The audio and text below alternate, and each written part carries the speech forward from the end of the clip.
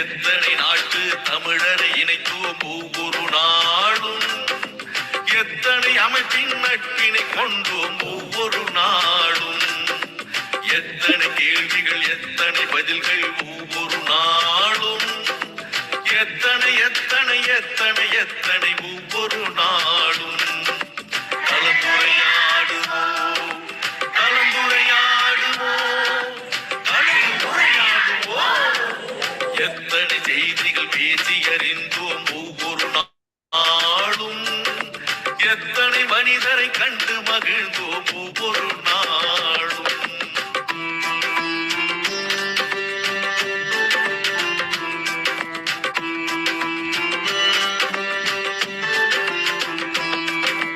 திருக்குறள் வாழ்த்து பாடினோம், இசை தமிழ் பாடலும் பாடினோம், அறிவு வளர்ச்சிக்கு தேவைப்படும் வழி அனைத்தும் அனைத்தும் தேடினோம், ஆற்றல் மிகுந்த மனிதரை எல்லாம் தேடி தேடி ஓடினோம். அவர் உரை முடிந்த பின்னால் நாமும் அவருடன் கலந்து பேசினோம், உடல் நலம் பேசினோம், மனநலம் பேசினோம், பேச வேண்டிய வாழ்வின் செய்திகள் அடுக்கி அடுக்கி பேசினோம். சான்றிதழ் தந்தோம், வலையொலி தந்தோம், அன்பும் நன்றியும் போற்றினோம்.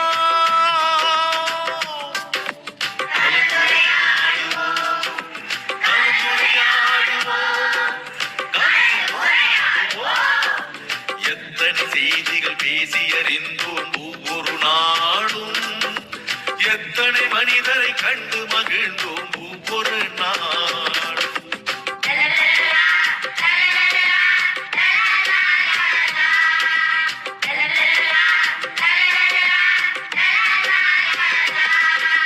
சங்க தமிழும் பேசினோம், இன்றைய தமிழும் பேசினோம், எந்த தமிழை பேசினாலும் நாம் பகுத்தறிவுடனே பேசினோம்.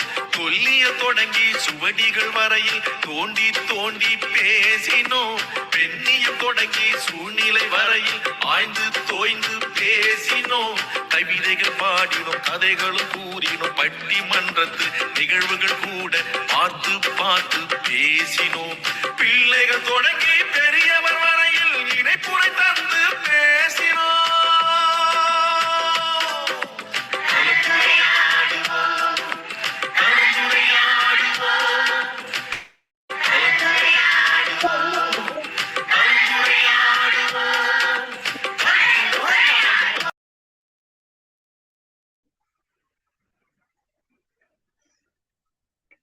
கலந்துரையாடுவோம் பேரவை தமிழ்நாடு நடத்தும் சமூக இலக்கிய களம் நிகழ்வு எண் 2204 8/7/2026 புதன்கிழமை, திருவள்ளுவர் ஆண்டு 2057, ஆடவை 24. இன்றைய சிறப்பழைப்பாளர் அம்மா அவர்களை கலந்துரையாடுவோம் பேரவையின் சார்பாக வருக வருக என வரவேற்கிறோம். குரலும் பொருளும் கூறுவதற்கு சகோதர சகோதரிகளையும் வரவேற்கிறோம். குரலும் பொருளும் வரலாற்று செய்திகள் வழங்குவதற்கு டெல்லியே பிரம்மநாயகம் ஐயா அவர்களை வரவேற்கிறோம்.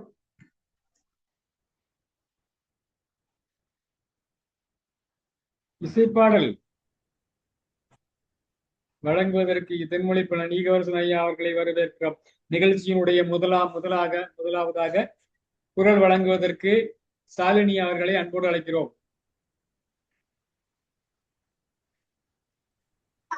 அழைத்ததற்கு நன்றி. அனைவருக்கும் வணக்கம். அதிகாரம் 23. ஈகை. உரையார் கொன்று ஈவதே ஈகை, மற்றெல்லாம் குறிய திருப்பை நீரது உடைக்க. நல்லாறு எனினும் கொலை தீது மேலுலகம் இல்லெனும் இல்லை நன்றி. ஏனென்னும் எவ்வம் முறையாமை இதழ் கொள்முறையான் கண்ணே உல. இன்னாது இறக்கப்படுதல் இருந்தவர் இன்பமும் காணுமளவு. ஆற்றுவார் ஆற்றல் ருசியாற்றல் அப்பசியும் ஆற்றுவார் ஆற்றல் நன்றி. அடுத்ததாக குரல் வழங்குவதற்கு தேவசேனா அவர்களை அன்போடு அழைக்கிறோம். அழைத்ததற்கு நன்றி. அதிகாரம் 29. கல்லமை.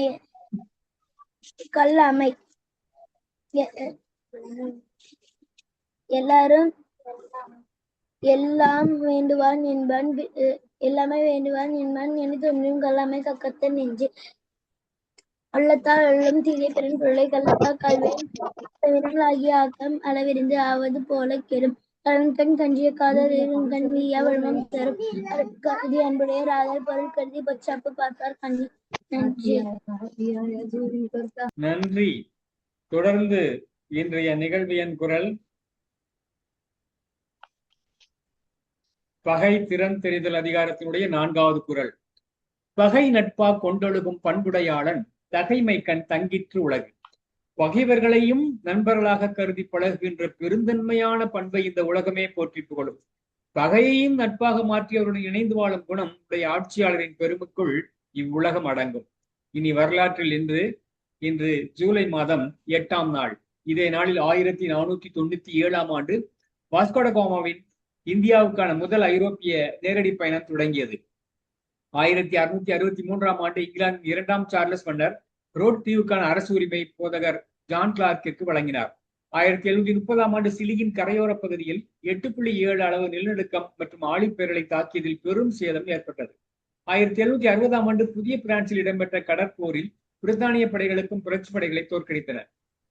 1827ஆம் ஆண்டு இலங்கையில் இந்திய வம்சாவளி தமிழர் நீதிமன்றங்களில் சான்றாயர்களாக அமர்வதற்கு அனுமதிக்கப்பட்டனர். 1859ஆம் ஆண்டு ஸ்வீடன் நோர்வே மன்னராக 15ஆம் சார்லஸ் முடிசூடினார். 1947ஆம் ஆண்டு அடையாளம் கண்டுபிடிக்க முடியாத பறக்கும் பொருள் ஒன்று நியூ மெக்சிகோவில் வீழ்ந்ததாக செய்தி அறிவிக்கப்பட்டது. 1962ஆம் ஆண்டு ரங்கூனில் மாணவர் கிளர்ச்சி அடக்க ராணுவ தளபதி நேவின் ரங்கூன் பல்கலைக்கழக மாணவர் ஒன்றிய கட்டடத்தை தகர்த்தார். 1972ஆம் ஆண்டு பாலஸ்தீன எழுத்தாளர் கசன் கஹானி இஸ்ரேலிய மொசாட் படைகளினால் படுகொலை செய்யப்பட்டார். 1982ஆம் ஆண்டு ஈராக் அரசு தலைவர் சதாம் ஹுசேன் படுகொலை முயற்சியிலிருந்து தப்பினார். 1988ஆம் ஆண்டு பெங்களூரிலிருந்து கன்னியாகுமரிக்கு சென்று கொண்டிருந்த ஐலண்ட் விரைவு வண்டி பெருமன் பாலத்தில் தடமுரண்டு அஷ்டமுடி ஏரியில் விழுந்தது. சற்று 105 பேர் உயிரிழந்தனர். 200க்கும் மேற்பட்டவர் காயமடைந்தனர். 1990ஆம் ஆண்டு ஜெர்மனி அர்ஜென்டினா வென்று காற்பந்து உலகக்கோப்பையை வென்றது. 2003ஆம் ஆண்டு சூடான் விமானம் விபத்துக்குள்ளாகியதில் 117 பேர் உயிரிழந்தனர். 2 வயது குழந்தை ஒன்று மட்டும் உயிர் தப்பியது. 2006ஆம் ஆண்டு மாப்போசி மற்றும் புலவர் குழந்தை ஆகியோரின் நூல்கள் நாட்டுடைய வகையாக்கப்பட்டன. 2011ஆம் ஆண்டு அட்லாண்டிக் வினோடங்களின் கடைசி பயணத்தை தொடங்கியது. 2014ஆம் ஆண்டு பாதுகாப்பு விளிம்பு நடவடிக்கை இஸ்ரேல் காசா மீது ராணுவ நடவடிக்கையை தொடங்கியது. இதே நாளில்தான் மேற்கு வங்கத்தினுடைய 6வது முதலமைச்சர் நீண்டகாலம் முதலமைச்சராக மேற்கு வங்கத்தில் பணியாற்றிய ஜோதி பாசு 2014ஆம் ஆண்டும் ஆந்திராவுடைய 14வது முதலமைச்சர் ராஜசேகர் 1949ஆம் ஆண்டு பிறந்தனர். இதே நாளில் தமிழறிஞர் மயிலை சி வெங்கடசாமி 1980ஆம் ஆண்டும் இந்தியாவினுடைய 9வது பிரதமர் சந்திரசேகர் 2007ஆம் ஆண்டும் AS ராகவன் தமிழ் எழுத்தாளர் 2012ஆம் ஆண்டும் இந்திய விடுதலை போராட்ட செயற்பாட்டாளர் நீலமேகம் பிள்ளை 2014ஆம் ஆண்டும் காலமானார்கள். இனி இசைப்பாடல் வழங்குவதற்கு தென்மொழி பண்ணன் ஈகவரசன் ஐயா அவர்களை அன்போடு அழைக்கிறோம். அனைத்து தமிழ் நெஞ்சங்களுக்கும் அன்பான வணக்கம். பாவலரேறு பெருஞ்சித்திரனார் அவருடைய பாடல் இது குழந்தைகளுக்காக.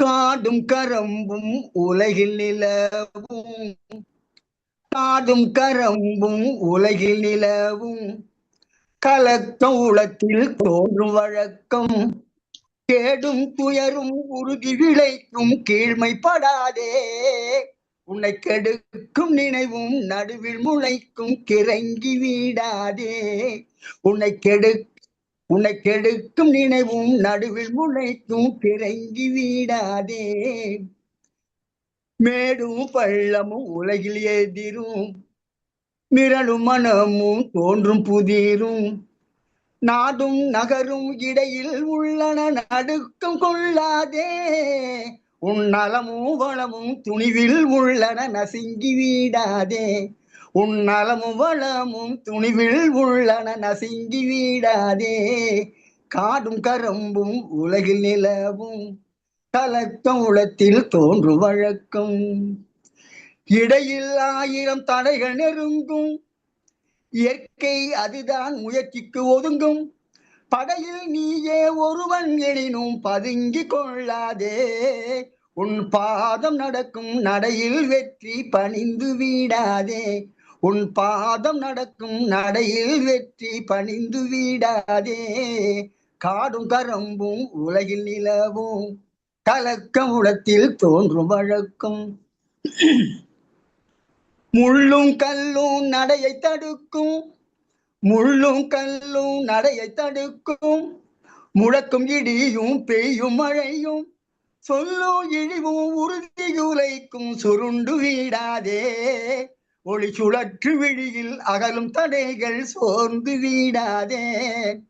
ஒளி சுழற்று விழியில் அகலும் தடைகள் சோர்ந்து வீடாதே. உள்ளமும் புறமும் உண்மை சேர்க்க, புறனும் துணிவும் மனத்தில் தேக்க, கொள்ளும் கொள்கை தெளிவு கொள்க குலைந்து போகாதே. உன்னை கொல்லும் பொழுதும் வெல்லும் உறுதி குனிந்து சாகாதே. உன்னை கொல்லும் பொழுதும் வெல்லும் உறுதி குனிந்து சாகாதே.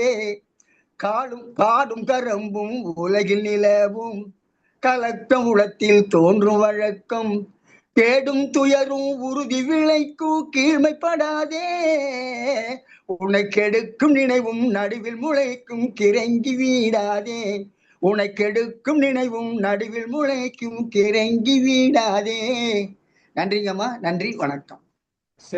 சிறப்பான பாடலை தந்ததற்கு நன்றி பாராட்டி இத்துடன் முதல் பகுதியை நிறைவு செய்து இரண்டாம் பகுதியை எடுத்துச் செல்ல தாரணி அவர்களை அன்போடு அழைக்கிறோம். பாருங்கள் தாரணி.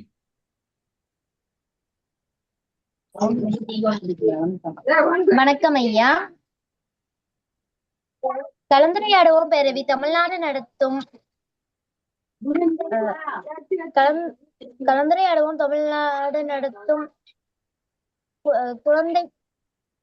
குழந்தை களம் இன்றைய நிகழ்வு எண் 2204 இன்று 8/7/2026 8/7/2026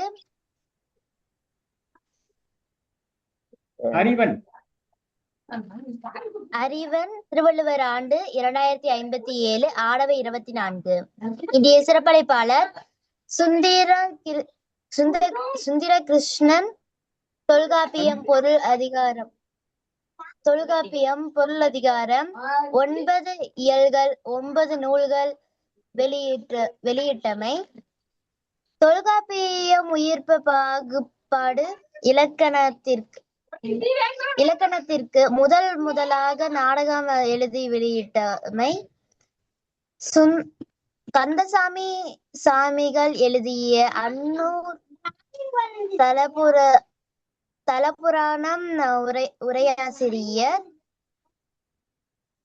தொல்காப்பியம் குறித்து 8 ஆண்டுகளாக சமய தமிழ் இதழில் கட்டுரைகள் எழுதியவர். தொல்காப்பியம் குறித்து இணைய வழியில் பரப்பி வருபவர்.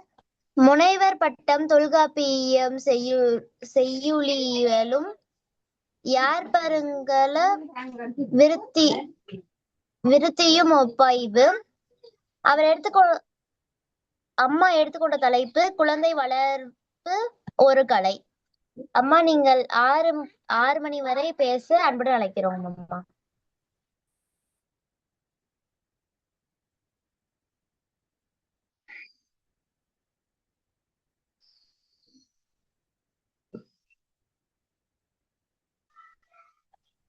நன்றிமா, நன்றிமா. யாம் ஓதிய கல்வியும் எம்மறிவும் தாமே பரவேல் அவர் தந்ததனால் உண்மையில் அறமை புணர்வே நாமே நடவீரியே. அனைவருக்கும் அன்பின் வணக்கம். கலந்துரையாடல் குழுவில் சிறப்பாக நடத்தி வருகின்ற தமிழின் ஐயா அவர்களுக்கும், என்னை இங்கு அழைத்த அன்புக்குரிய சகோதரர் திருக்குறள் காமராசர் ஐயா அவர்களுக்கும், மிகச் சிறந்த முறையிலே குழந்தைகளை எல்லாம் வழிநாட்டி வருகின்ற அன்புக்குரிய சகோதரர் பிரம்மநாயகம் ஐயா அவர்களுக்கும், சிறந்த முறையிலே இசை பாடிய தென்மொழி பயிலன் ஐயா அவர்களுக்கும், அன்புக்குரிய மழலை செல்வங்கள் ஷாலினி, தேவசேனா, தாரிணி ஆகிய அனைவருக்கும் அன்பின் வணக்கமும் நன்றியும். மிகச் சிறந்த முறையிலே இந்த குழந்தைகள் பயிற்றுவிக்கப்படுகிறார்கள். இந்த குழந்தைகளுடைய கையிலே நாளை உலகம் இருக்கிறது. இன்றே பேச்சு பயிற்சி, ஆளுமை பயிற்சி எல்லாம் நடத்தி வருகின்ற இந்த குழுவை தலைவணங்கி வணங்கி மகிழ்கிறேன். ஆயக்கலைகள் 64 என்று சொல்லுவார்கள்.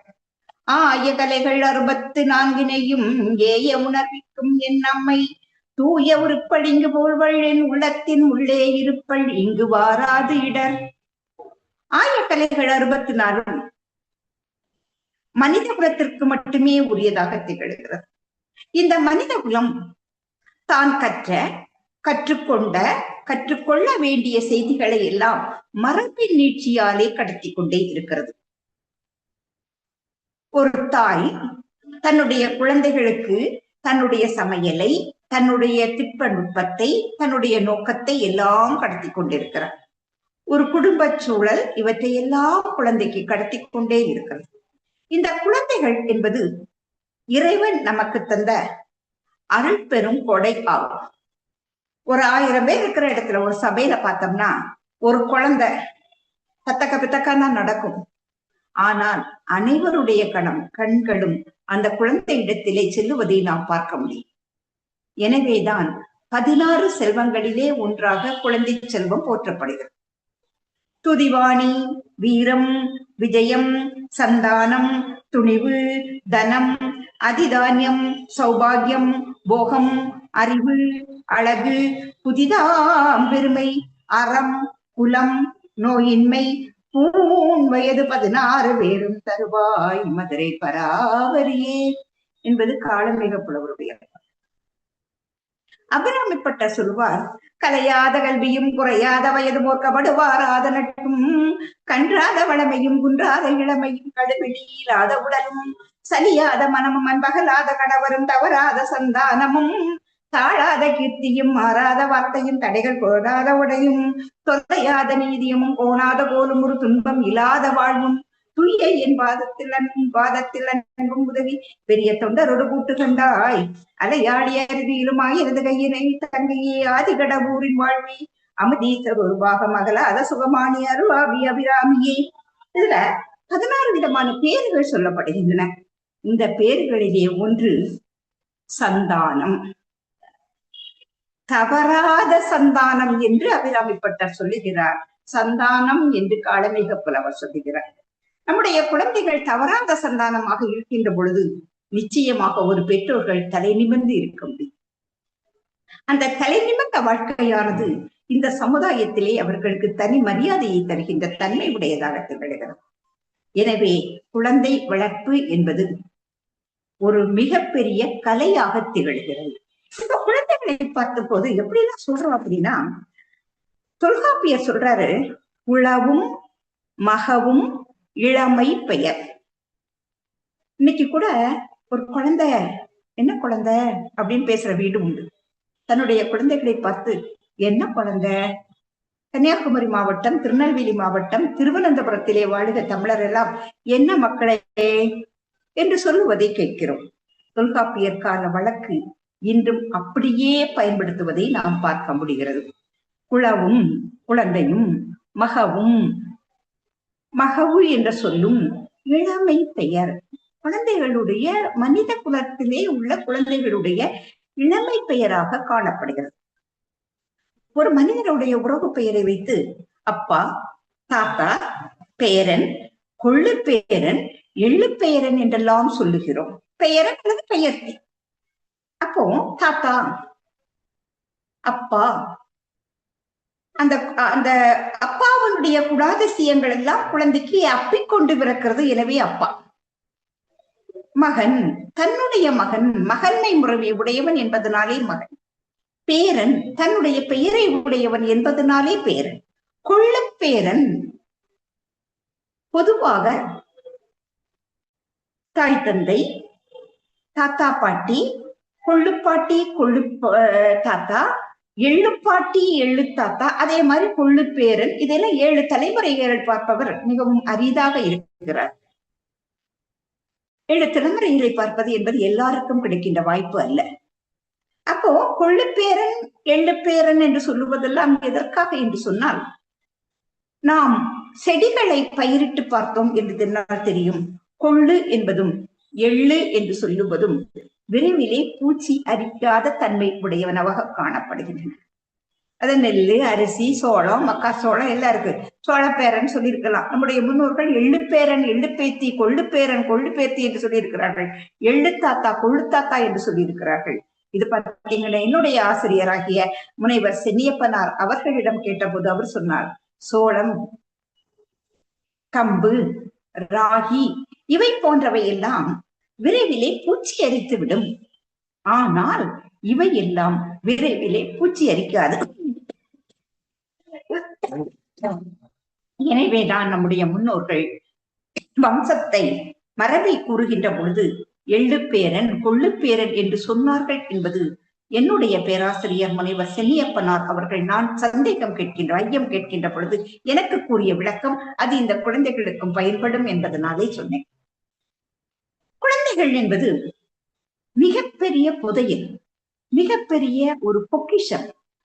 அப்போ இது பார்த்தாங்கன்னா அப்ப எப்படி இருக்குது அப்படின்னா, ஈன்று புறந்தறுதல் எந்தலை கடனே, சான்றாக்குதல் தந்தைக்கு கடனே, வேல் வடித்து கொடுத்தல் கொல்லர்க்கு கடனே, நன்னடை நல்கல் வேந்தற்கு கடனே, ஒளிர்வாள் அருஞ்சமம் முறுக்கி களிறு எரிந்து பெயர்த்தல் காளைக்கு கடனே. ஆக குழந்தையை பெற்றுத் தருவது ஒரு தாயினுடையது. அப்ப அந்த தாய் வயிற்றிலே இருக்கின்ற பொழுது அக்கம் பக்கம் சுற்றத்தவர்கள், இல்லத்திலே இருப்பவர்கள் எல்லாம் நன்றாக பார்த்தால் அந்த குழந்தை நன்றாக பிறக்கும். ஊரான் பிள்ளையை ஊட்டி வளர்த்தால் தன் பிள்ளை தானே வளரும் என்பது பழமொழி. மனைவி என்று சொல்பவள் அடுத்த வீட்டில் இருந்து நம்ம வீட்டுக்கு வந்திருப்பவள், அவளை நன்றாக பார்த்தால் நம்முடைய குழந்தைகள் பிற்காலத்திலே நன்றாக இருக்கும், நமக்கு பெருமைப்படுகின்ற வாழ்க்கை தருவதாக அமையும். எனவே யார் யாருடைய கடமை இது என்று சொல்லுகின்ற பொழுது, சான்றோன் ஆக்குதல் தந்தைக்கு கடன், பெற்றுக் கொடுப்பது தாயினுடைய கடமை என்றெல்லாம் சொல்லுகிறார். ஏன்னா யார் யாருக்கு என்னென்ன, ஏன்னா அவதான் பெற முடியும், கணவன் பெற முடியாது. எனவே இவ்வாறு சொல்லுகின்ற தன்மையை நாம் பார்க்கிறோம். இந்த குழந்தை வளர்ப்பிலே பல்வேறு விதமான நிலைகள் காணப்படுகின்றது. ஒன்று அதிகார பூர்வமான வளர்ப்பு நிலை, அடுத்தது சர்வாதிகார வளர்ப்பு நிலை, 3 தாராளமய வளர்ப்பு நிலை, விலகிய வளர்ப்பு. இந்த 4 வளர்ப்பு நிலைகளிலே நாம் குழந்தையை வளர்க்கிறோம் என்று சொல்லி குழந்தை வளர்ப்பிலே தலைபோகிய அறிவியல் அறிஞர்கள் சொல்லுகிறார்கள். ஏனென்றால் அது ஒரு கலை. அந்த கலை எல்லாருக்கும் வராது. பொறுமை, விட்டு கொடுக்கும் தன்மை, தியாக மனப்பான்மை, எனக்கு என் குழந்தை என்னை விட முன்னேற வேண்டும் என்று சொல்லப்படுகின்ற பேரவா, இவையெல்லாம் இருந்தால்தான் அந்த குழந்தை நன்றாக வளரும். எனவே குழந்தையை குறை சொல்லுவதிலே எந்த விதமான தவறும் கிடையாது. இத்தனையும் கொடுத்தா அது வளரும். சோற போட்டோம்னா உடம்பு வளரும். சித்திரம் கைப்பழக்கம், செந்தமிழும் நாப்பழக்கம், வைத்ததொரு கல்வி மனப்பழக்கம். அப்போ பேச்சு சொல்லி கொடுத்தா அதை தமிழ் சொல்லி கொடுத்தா தமிழ் படிக்கும், ஆங்கிலம் சொல்லி கொடுத்தா ஆங்கிலம் படிக்கும், மலையாளம் சொல்லி கொடுத்தா மலையாளம் படிக்கும். ஆனால் சூழலை தருவது நம்முடைய கடமை. ஏனென்றால் அதை வளர்ப்பது என்பது மிகப்பெரிய கலை. நம்முடைய விருப்ப பிள்ளைகிட்ட காமிக்க முடியாது. நமக்கு யாரோடும் பகை கொள்ளலாம் என்றவின் போரோடுங்கும் நின் புகழ் கொடுங்காது தாரோடுங்கள் செல்லாது என்று சொல்லுகின்ற மாதிரி நம்ம குழந்தைகளுக்கு சிறிய வயதிலே எனக்கு மாமியாரை பிடிக்காது, எனக்கு அம்மாவை பிடிக்காது அப்படின்னு வளர்த்தக்கூடாது. அப்போ அதிகார வர்க்கம் என்று சொல்லுகின்ற பொழுது அதிகாரபூர்வமான வளர்ப்பிலே அந்த குழந்தையிடத்திலே நாம் கண்டிப்பை காட்டுவோம். அந்த கண்டிப்பை காட்டுகின்ற அதே நேரத்திலே நம்மிடத்திலே அன்பு உடையவர்களாக அந்த குழந்தைக்கு நம் தாயை தவிர நமக்கு அன்பு செலுத்துபவர்கள் யாரும் இல்லை, நம் தந்தையை தவிர நம்மிடத்திலே அன்பு செலுத்துபவர் யாரும் இல்லை என்ற சிந்தனையும் வரும். குழந்தையை வளர்ப்பது பெற்றோருடைய கடமை. ஆச்சி தாத்தா, பாட்டி தாத்தா, ஆயா, அப்பம்மா இவர்கள் எல்லாம் பெற்றவர்களுடைய சுமையை சுமப்பவர்களே தவிர தன்னுடைய முழு பொறுப்பையும் எடுப்பவர்கள் அல்ல. எனவே அதிகாரப்பூர்வ வளர்ப்பிலே அந்த குழந்தை அங்கீகரிக்கப்படுகிறது. இது என்னுடைய குழந்தை என்ற அங்கீகாரத்தை உடையதாக திகழ்கிறது.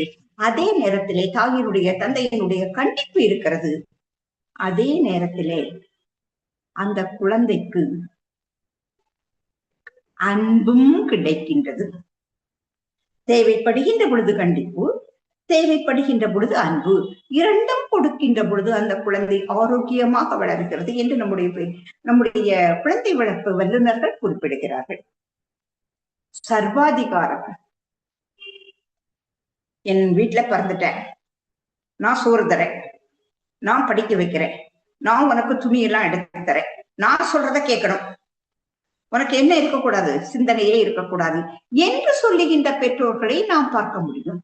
இப்படி பெற்றோர்கள் பின்பு அந்த குழந்தைகள் பின்னாடியே போகுமே தவிர தன்னுடைய சுய முடிவு எடுக்காது. இது பின்னாடி குழந்தைகளுக்கு பாதிப்பாக அமைகிறது. எனவே சர்வாதிகார அமைப்பு. மூன்றாவது, தாராளமயமாக்கணும். என் குழந்தை அது என்ன செய்தாலும் எனக்கு மகிழ்ச்சி. இதுலதான் நிறைய பெண்கள் கோட்டை விடுகிறார்கள். என்னுடைய குழந்தை என்ன செய்தாலும் அது மகிழ்ச்சி என்று தாராளமயக்கத்திலே பிள்ளைகளை விட்டு விடுவது. விலகிய வளர்ப்பு. எப்பா இத கொண்டு போய் எப்பனாலும் தாத்தா வீட்டுல விட்டுறலாம், எப்பனாலும் கிருஷ்ண கொண்டு போய் விட்டுறலாம், நான் என் பிள்ளைய வளர்த்த முடியாதப்பா, என்னால முடியல, பணத்தை கட்டிடுறேன், யாராவது வளர்த்தி தாங்க, நான் சுகமா வீட்டுல இருக்கேன். இன்னும் பல பெற்றோர்களை நான் பார்க்க முடிகிறது. இது விலகிய வளர்ப்பு. இந்த விலகிய வளர்ப்பிலே வளருகின்ற குழந்தைகள் கடைசி காலத்திலே பெற்றோரிடத்திலே இதே விலகிய மனப்பான்மையுடன் இருப்பார்கள். அன்று அழுது எந்த பயனும் இல்லை. அதிகாரபூர்வ வளர்ப்பு எல்லாவற்றையும் விட சிறந்ததாக சொல்லப்படுகிறது. ஏனென்றால் அங்கு என்னுடைய குழந்தை என்ற அதிகாரம் இருக்கிறது, என்னுடைய குழந்தை என்று சொல்லுகின்ற கண்டிப்பு இருக்கிறது, என்னுடைய குழந்தை என்று சொல்லப்படுகின்ற போற்றுதல் இருக்கிறது, எனக்கு என்று சொல்லப்படுகின்ற உரிமை இருக்கிறது. எனவே அந்த குழந்தையை எல்லா நேரத்திலும் கண்காணிக்கின்ற தன்மை உடையவர்களாக பெற்றோர்கள் காணப்படுகிறார்கள். இதே மாதிரி அந்த குழந்தை இருக்கிறதுனால அந்த குழந்தை என்னெல்லாம் செய்யுது வீட்டுல. ஒரு குழந்தை என்ன செய்யும்? சின்ன வயசுல, அறியாத வயசுல நம்ம பார்த்திருப்போம், தத்தக்க பெத்தக்க நடக்கும். எட்டி பார்க்கும். புது ஆளு வந்து அப்படியே எட்டி பார்க்கும், இப்படியே வச்சுட்டு இப்படியே பார்க்கும், என்ன செய்யலாம்னு யோசிக்கும், என்னத்தான் செய்ய முடியும்னு யோசிக்கும். அப்படி என்ன பண்ணும்? யாருக்கு பிளேட்டு, யாருக்கு சாப்பாடு, எங்க வச்சிருக்காங்கன்னு பார்க்காது, லபக்குன்னு எடுத்து படக்குன்னு போடும். மேல பூரா பாலை சிந்தும், மேல பூரா சோற சிந்தும், வீடு பூரா சோறாகும். இதைத்தான் சங்க இலக்கியத்திலே அரசன் ரசித்திருக்கிறான்.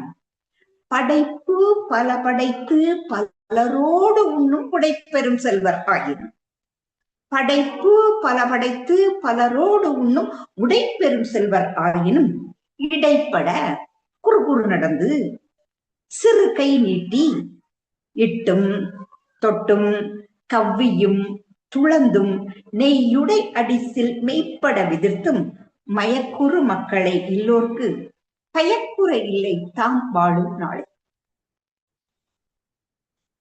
என்ன மாதிரி ரசிச்சிருக்காரு பாருங்க. நம்ம வீட்டு பிள்ளையை இப்படி ரசிக்கணும். என்னோட குழந்தை, இதை நான் ரசிக்க வேண்டும். என்னுடைய பேரன், என்னுடைய பேத்தி, இந்த ரசனை இருந்தால் அந்த குழந்தைகளுடைய தோழமைகளை எல்லாம் ரசிப்போம். இந்த அன்பு இருந்தால் அந்த குழந்தைகளுடைய தோழமை எல்லாம் ரசிப்போம். இதுதான் படைப்பு பல படைத்து பலரோடு உடைப்பெறும் செல்வராயினும், இடைப்பட குறுகுறு நடந்து சிறுகை நீட்டி இட்டும் தொட்டும் கவியும் துளந்தும் நெய்யுடைய சிறுமைப்பட விதித்தும் மயக்கூர் மக்களை எல்லோருக்கு பயக்குறை இல்லை தாம் வாழும் நாளே என்று சங்ககால புலவர் அந்த குழந்தையை ரசித்திருக்கிறார். அவர் ஒரு அரசர். இந்த ரசனை இருக்கும் போதுதான் அந்த குழந்தைக்கு என்ன கொடுக்க, அதிகார வர்க்க வளர்ப்பு, இந்த குழந்தைக்கு என்ன செய்யணும், எப்படி செய்யணும் சொல்லி அடுத்த அரசனுக்குரிய தகுதிப்பாட்டோடு அந்த குழந்தையை வளர்த்த முடியும். அது மாதிரி பாத்தீங்கன்னா நம்ம வாழ்க்கையில நம்முடைய குழந்தைகள் நிச்சயமாக பல்வேறு விதமான குற்றங்களை சொல்லுவார்கள். அது அவர்களுடைய வயது கோளாறு. அப்பா பக்கத்து வீட்டுல இப்படி செய்யறான், அந்த பையனுக்கு இது இருக்கு. நம்முடைய குடும்ப சூழலை பிள்ளைகளுக்கு சொல்லி வளர்த்த வேண்டும். தாராளமயமாக இருந்தாலும் அந்த குழந்தைகளுக்கு கஷ்டத்தை சொல்லி வளர்த்த வேண்டும். ஒரு பொருள் சம்பாதிப்பதிலே எவ்வளவு நேரம் வினயமாகிறது, எவ்வளவு உழைப்பு இருக்கிறது, இந்த பொருளை சம்பாதிப்பதற்கு நான் எத்தனை ஆண்டுகள் தவம் இருந்து படித்தேன் என்பதை சொல்ல வேண்டும். பெரும் அவற்றுள் யாம் அறிவதில்லை, அறிவறிந்த மக்கள் பேரு அல்லது. பாருங்க, எனக்கு எத்தனையோ சொத்து கிடைச்சிருக்கலாம், எத்தனையோ புகழ் கிடைத்திருக்கலாம், எத்தனையோ பதவிகள் கிடைத்திருக்கலாம். ஆனால் இவை அனைத்தையும் சிறந்ததை விட எது என்று சொன்னால் பிற எதுவும் இல்லை, அறிவு அறிந்த மக்கட்பேறு அல்லாமல் எதுவும் இல்லை. எனவே அந்த குழந்தை வளர்ப்பு என்று சொல்லுவதானது மிக மிக அறிவு பெற்ற பிள்ளைகளை பெறுவது என்று சொல்லுவது எல்லோருக்கும் இயலாது. ஒரு அப்பா இருக்காரு, ஒரு அம்மா இருக்காங்க, குழந்தைய பள்ளிக்கு போக மாட்டேங்குது, அடிக்க மனசு வரல. சரிப்பா, நீ பள்ளிக்கூடத்துக்கு போக வேண்டாம்ப்பா, கஷ்டப்பட்டு படிக்கணும், நீ படிக்க வேண்டாம்ப்பா, நான் நல்ல சாப்பாடு தரேன்ப்பா, நிம்மதியா சாப்பிடுப்பா என்று சொல்லி ஒரு குழந்தையை வளர்த்துகிறார். அந்த குழந்தை மிக வயதான காலத்திலே சொல்லுகிறது, கொள்ளிக்கும் பட்ட கடனுக்கும் என்னை குறித்தல்லால் பள்ளிக்கு வைத்தலனே தந்தையாகிய பாவியனே. எங்க அப்பா பெத்தாருப்பா, எங்க அம்மா சோறு போட்டாங்கப்பா, ஆடை அலங்காரம் ஆசைக்கு வாசமலர் எல்லாம் தந்தார்கள் அப்பா, நான் நன்றாக வளர்ந்து விட்டேன் அப்பா. இப்ப எனக்கு எழுத தெரியல, படிக்க தெரியல, சபை நாகரிகம் தெரியவில்லை, கற்றவர்களை கண்டால் நான் அஞ்சி ஓடுகிறேன், எந்த இடத்திலே எப்படி இருக்க வேண்டும் என்பது எனக்கு யாரும் சொல்லித் தரவில்லை. இப்போது அந்த குழந்தை பாடுகிறது, கொள்ளிக்கும் பட்ட கடனுக்கும் என்னை குறித்து அல்லால். எங்க அப்பா எதுக்கு பெற்றாரு? அவருக்கு கர்மம் செய்வதற்காக பெற்றார். அவருடைய கடமை, அவருக்கு குழந்தை பெற்றா மரியாதை, அதுக்காக பெற்றார். என்னை குறித்தல்லால் துள்ளி திரிகின்ற காலத்து எந்த துடுக்கடுக்கி. நான் சின்ன வயசு, பள்ளிக்கூடத்துக்கு போக மாட்டேன்னு தான் சொல்லுவேன், அழத்தான் செய்வேன், உருண்டு பிறண்டு ஆடுவேன். குழந்தைங்களை பாத்தீங்கன்னா பள்ளிக்கு போகும்போது அம்மா அப்பா கஷ்டப்படுறது எப்படின்னு பார்த்திருப்போம், உருண்டு பிறண்டு ஆடும். நான் இப்படி எல்லாம் செய்வேன். இதுதான் என் இயல்பு, ஏன்னா இது என் வயசு. வேயுறுதோடி பங்கன் விடமுண்ட கண்டன் மிக நல்ல வீணை தடவி மாசரு திங்கள் கங்கை முடிமேல் அணிந்து என் உளமே புகுந்த அதனால் ஞாயிறு திங்கள் செவ்வாய் புதன் வியாழன் வெள்ளி சனி பாம்பிரண்டு முடனே ஆசரு நல்ல நல்ல அவை நல்ல நல்ல அடியார் அவர்க்கு மிகவே. நான் நல்ல குழந்தையாக இருக்க வேண்டும் என்று சொன்னால், நல்ல அடியாராக இருக்க வேண்டும் என்று சொன்னால், நான் நல்லபடியாக வளர்க்கப்பட வேண்டும். என்னுடைய தாய் தந்தையர்கள் கொள்ளிக்கும் பட்ட கடனுக்கும் என்னை குறித்து வளர்த்தார்கள் என்று சொன்னால் நான் நன்றாக வளர முடியாது. இதுக்காக அவங்க வளர்த்திருக்காங்க. அவங்க துள்ளி திரிகின்ற காலத்து, நான் துள்ளிதான் திரிவேன், படிக்க மாட்டேன்னு சொல்லுவேன், அழுவேன், ஆர்ப்பாட்டம் பண்ணுவேன், மண்ணில் புரண்டு உருடுவேன். ஆனா அவ எந்த துடுக்க அடக்கி, என்னுடைய துடுக்கை எல்லாம் அடக்கி பள்ளிக்கு வைக்க வேண்டியது குழந்தை வளர்ப்பிலே சிறந்த கலையை உடைய பெற்றோர்களுடைய கடமை. அதை செய்யவில்லை என்று சொன்னால் பள்ளிக்கு வைத்திலனே தந்தையாகிய பாவியனே, என்னுடைய தந்தை ஒரு பாவியாக எனக்கு போகிறான் என்று சொல்லி அந்த குழந்தையானது வருத்தப்பட்டு சொல்லுகின்ற பாடலையும் நாம் இலக்கியத்திலே பார்க்கிறோம். இப்போ உழுதொழில் உழவன் ஓர் நாள் உள்ளத்தில் மகிழ்ச்சி பொங்க பழந்தமிழ் புதையல் ஒன்றை படைச்சாலில் பெற்றதை போல் அருந்தொழில் குழந்தை பெற்றேன்.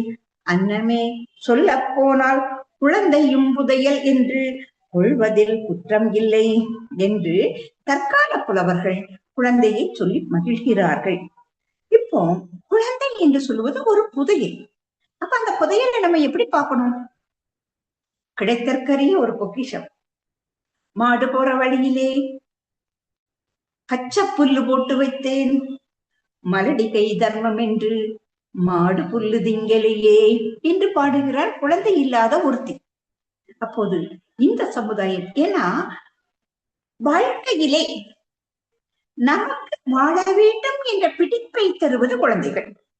எல்லாரும் சொல்லுவாங்க, நான் செத்து போக தயாரப்பா, என் பிள்ளை இருக்குது, அதுக்கு ஒரு கரையேற்றது வரைக்கும் உயிரோட தரணும்ப்பா என்று பேசுகின்ற பல பெற்றோர்களை நாம் பார்க்க முடிகின்றது.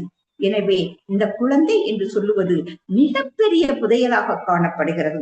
பூக்காத நந்தவனம் என் கண்ணே நீ போய் புகுந்தால் பூத்துவிடும், காய்க்காத நந்தவனம் என் கண்ணே நீ உன் காலுப்பட்டால் காய்த்துவிடும் என்று அந்த குழந்தையை நாம் பெருமையோட நினைக்க வேண்டும். நிறைய பேருக்கு தெரியும் அது குழந்தை இருக்குதுன்னு வச்சுக்கோங்க, ஒண்ணும் இல்ல, ஒரு தங்கச்சியவோ தம்பியையோ ஒரு 4 வயசுல கூட்டிட்டு போறோம்னா என் தம்பி என்று சொல்லுகின்ற அந்த பெருமிதம் இருக்கும். அந்த பெருமிதமானது நான் பெற்ற குழந்தைகளிடத்திலே என் குழந்தை என்று சொல்லுகின்ற பெருமிதம் இருக்க வேண்டும். அப்போதுதான் அது நமக்கு கிடைத்த புதையல் என்கின்ற உணர்வு நமக்கு வரும். அந்த உணர்வு வந்தால்தான் நாம் குழந்தையை நன்றாக வளர்ப்போம். என்னத்தையோ அப்பா நான் வேண்டாம் தான் நினைச்சேன், கள்ளிப்பால் கொடுத்து கொள்ள மனசு வரல, அதனால பெத்துட்டேன், வந்தாச்சு சோறு போட்டு அப்படின்னு இல்ல. இது என் குழந்தை, என் வாரிசு, எனக்கு உரிய கடமையை இறைவன் பொறுப்பை தந்திருக்கிறான் என்று சொல்லுகின்ற உணர்வானது அந்த குழந்தையை வளர்க்கின்ற பொழுது நமக்கு வரும். அப்போ அந்த குழந்தையை நாம் எங்கேயோ கொண்டு போய் விட்டு வளர்க்க மாட்டோம். என் குழந்தை அது செய்கின்ற எல்லா செயல்களையும் நான் ரசிக்க வேண்டும். என் குழந்தை அது செய்கின்ற ஒவ்வொரு, அதனுடைய உடம்பு சரியில்லையா நானா ஆஸ்பத்திரி கூட்டிட்டு போகணும், அதுக்கு உடம்பு சரியில்லையா நானா ராத்திரி பூரா தூக்கம் முடிக்கணும். அது சுகமா சுமையா யோசித்து பார்த்தால் அன்று சுமையாக இருந்தது, இன்று சுகமாகத்தான் இருக்கிறது. ஏனென்றால் அன்னைக்கும் ஐயோ இப்படி ஆயிடுச்சேன்ற வருத்தத்தினால சுமையா இருக்கும், ஆனால் அது சுகம்தான். பழமொழியில சொல்லுவாங்க சக்க ஆசையும் மக்க ஆசையும் விடாது என்று. ஏனென்றால் பலாப்பழம் அந்த சீசன்ல கிடைக்கும் போது சாப்பிடுவோம். அதே மாதிரி எந்த குழந்தையும் நல்ல குழந்தைதான் மண்ணில் பிறக்கையிலே அவன் நல்லவனாவதும் தீயவனாவதிலும் அன்னை வளர்க்கையிலே என்று சொல்லுகின்ற பொழுது இந்த குழந்தை வளர்ப்பிலே மிக பெரிய பங்கு வகிப்பவர்கள் பெண்களாக காணப்படுகிறார்கள். ஏனென்றால் மாதா பிதா குரு தெய்வம் என்று சொல்லுகிறோம். அன்னை இவள்தான் என்று சொல்லப்படும். தந்தை அன்னை சொன்னால்தான் தெரியும். அன்னை அடையாளம் காட்டுபவர் யாரோ அவர்தான் தந்தை. இது நம்பிக்கையினுடைய அடிப்படையிலே இருக்கிறது. ஆனால் இதுதான் உன் தந்தை என்று விரலை சுட்டி காட்டுவது யார் என்று சொன்னால் அன்னை. இந்த அன்னை என்னுடைய பங்கு மிக பெரியதாகவும் அளப்பிற்கு அரியதாகவும் காணப்படுகிறது.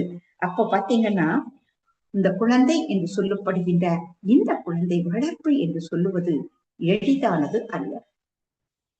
எந்த குழந்தையும் நல்ல குழந்தைதான் மண்ணில் பிறக்கையிலே அவன் நல்லவனாவதும் தீயவனாவதும் அன்னை வளர்க்க.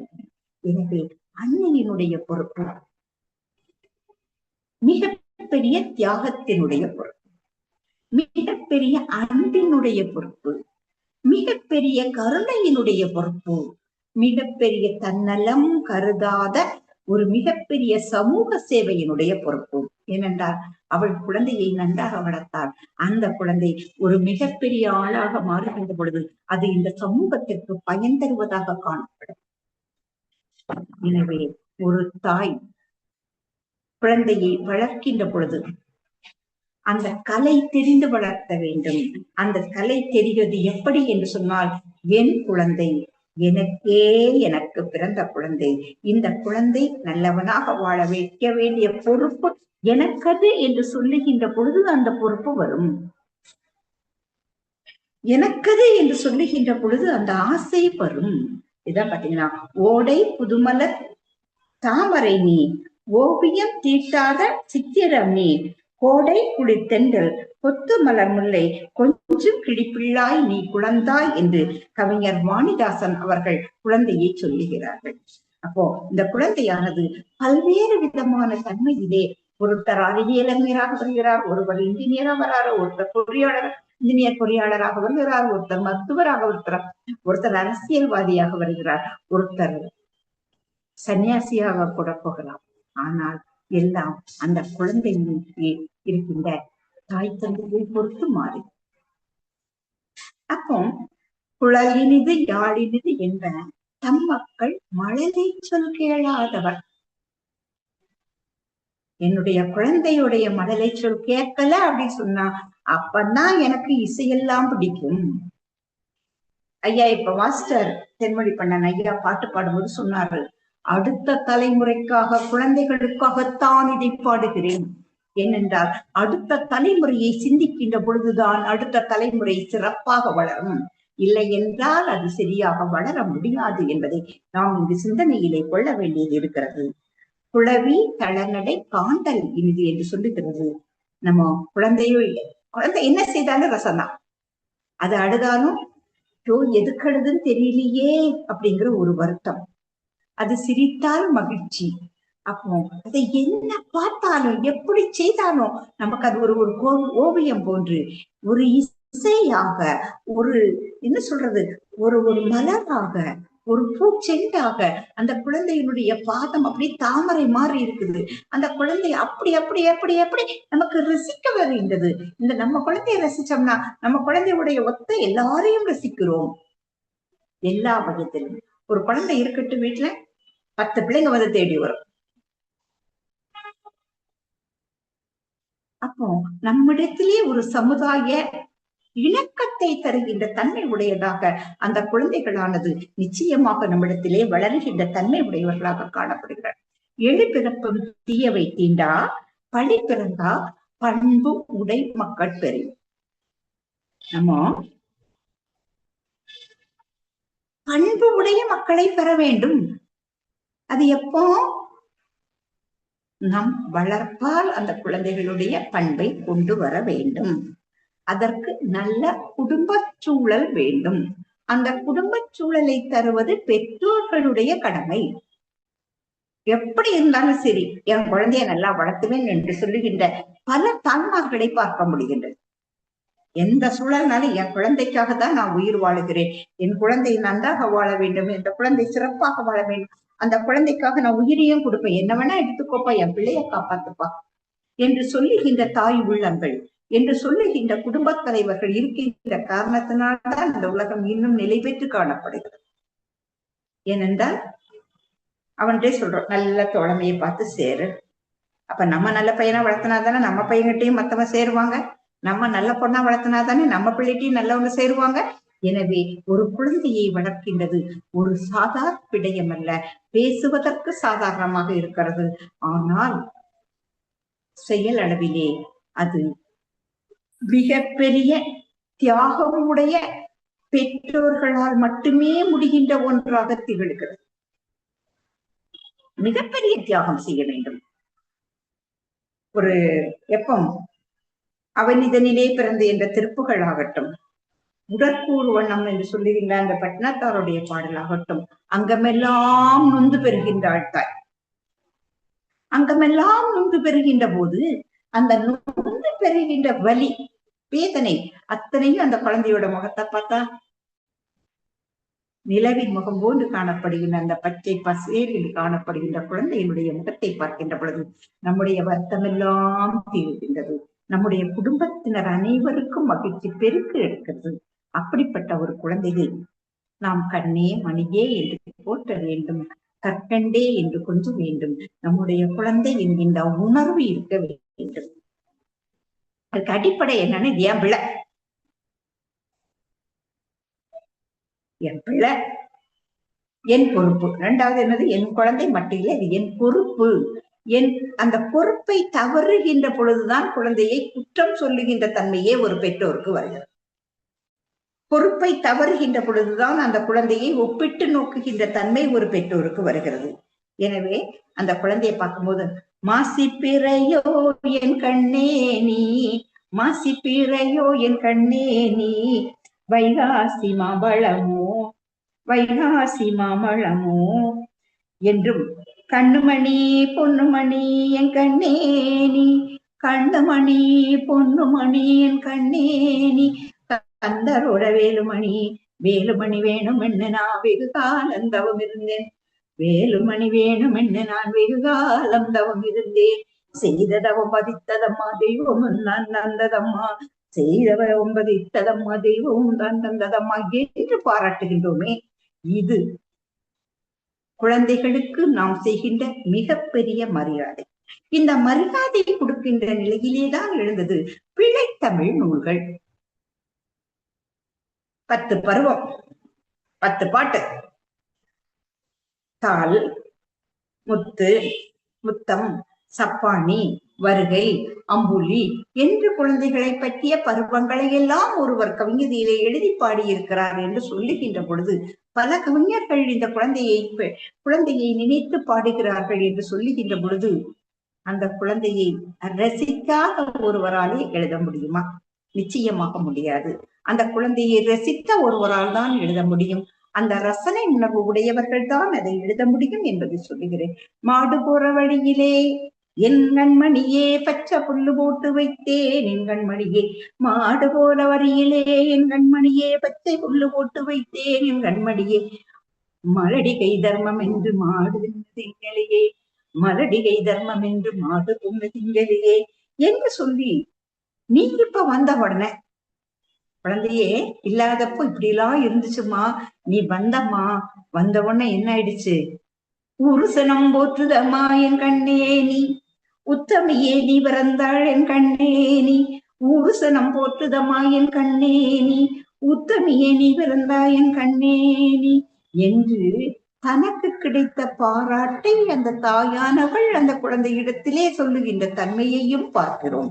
எனவே ஒரு குழந்தை என்று சொல்லுவது நம்முடைய வாழ்க்கையை பார்க்கின்ற பொழுது உலகம் முழுவதும் ஒரு குரங்குக்கு, ஒரு புறாவுக்கு, ஒரு மைனாவுக்கு, ஒரு பசுமாட்டுக்கு, ஒரு யானைக்கு, ஒரு சிங்கத்துக்கு ஊர்வன ஓரறிவயிரே உற்றதி வருவே ஈரறிவதுவே அதனோடு நாவே மூவறிவதுவே அதனோடு மூக்கே நாலறிவதுவே அவற்றோடு கண்ணே ஐயறிவதுவே அவற்றோடு செவியே ஆறறிவதுவே அவற்றோடு மனமே நேரிதின் உணர்ந்தோர் நெறிப்படுத்தினரே நேரிதின் உணர்ந்தோர் நெறிப்படுத்தினரே என்று தொல்காப்பியர் உயிர்களை 6 வகையாக சொல்லுகிறார்.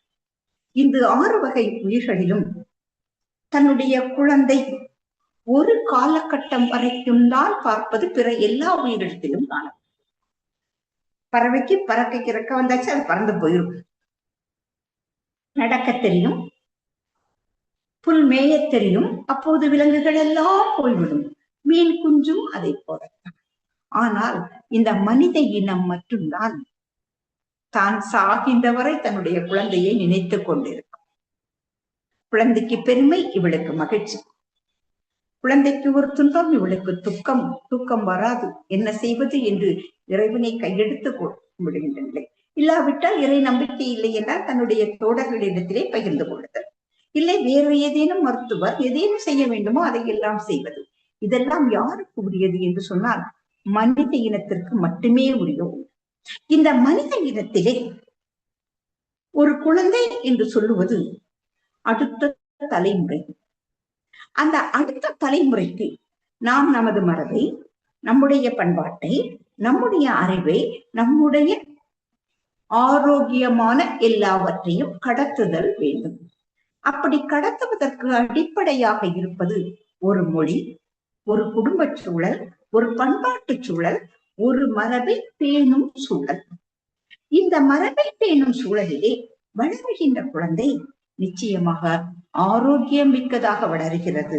மிகப்பெரிய கலைநயத்துடன் நம்முடைய இடத்திலே பாத்தீங்கன்னா ஓவியக்கலை இருக்குது, சிற்பக்கலை இருக்குது, கட்டிடக்கலை இருக்கிறது, படைப்பு கலை இருக்கிறது, பேச்சுக்கலை இருக்கிறது, சமையல் கலை இருக்கிறது என்று 1000 கலைகளை 64ஆக சொல்லுகிறோம்.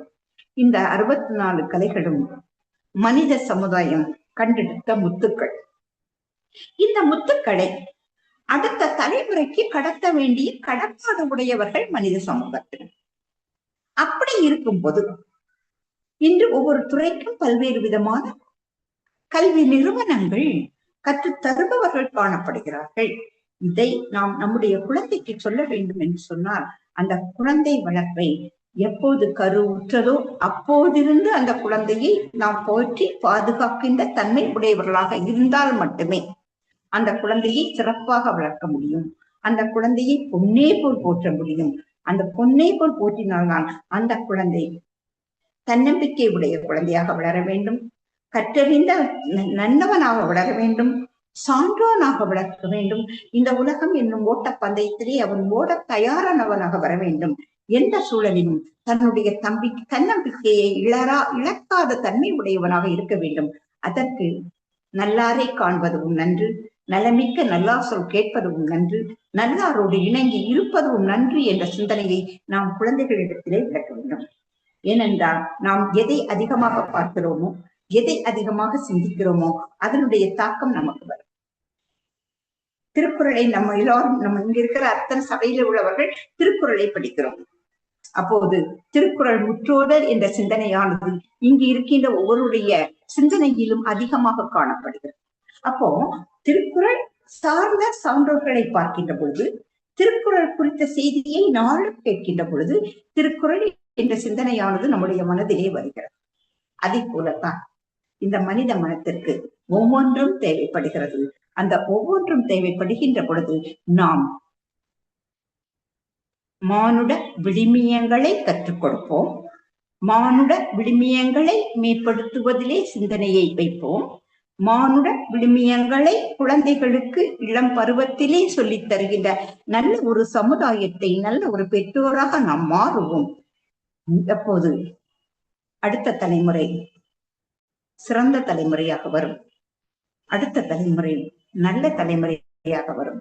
அடுத்த தலைமுறை இந்த சமுதாயத்திலே அறம் செய்யும். அறம் செய்கின்ற பொழுது இந்த சமுதாயம் உயரும், நன்மை பெருகும், நாளும் வளரும். இதை கேட்கின்ற, இங்கு இருக்கின்ற ஒவ்வொரு குழந்தையும் அடுத்த தலைமுறையை சார்ந்தவர்களாக இருக்கின்ற காரணத்தினாலே இதனுடைய பங்களிப்பானது பெற்றோர்களாகிய நமக்கு அதிகம், சுற்றி இருக்கின்ற பெரியவர்களுக்கு அதிகம், ஆசிரிய பெருமக்களுக்கு அதிகம், தாய்க்கு, தந்தைக்கு, பாட்டிக்கு, கொள்ளு தாத்தா கொள்ளு பாட்டி இருந்தால் அவர்களுக்கு அக்கம் பக்கத்திலே இருப்பவர்களுக்கு அதிகம். அப்போதுதான் இந்த குழந்தைகளுக்கு எல்லோரிடத்திலும் நம்பிக்கை வரும். மாபெரும் சபைதனில் நீ நடந்தால் உனக்கு மாலைகள் விழ வேண்டும், ஒரு மாற்று குறையாத மன்னவன் நீ என்று இந்த உலகம் போற்ற வேண்டும் என்று சொன்னால் குழந்தை விளக்கு ஒரு கலை. அந்த கலை சிறந்த முறையிலே அதிகாரம் மிக்கதாக, அன்பு வழிபட்டதாக இருக்கின்ற பெற்றோர்கள் இந்த சமுதாயத்திலே இன்னும்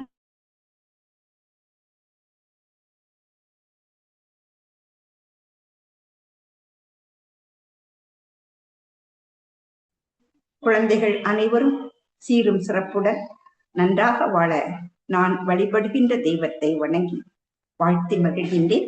வழிபடு தெய்வம் நேர்புறம் காப்ப பழிதீர் செல்வமோடு வழிபடி சிறந்து பொலிமின் என்று சொல்லுகின்ற தொல்காப்பியருடைய நூற்பாவை சொல்லி வாய்ப்புக்கு நன்றி மலர்களை தூவி விடைபெறுகிறேன். நன்றி, வணக்கம்.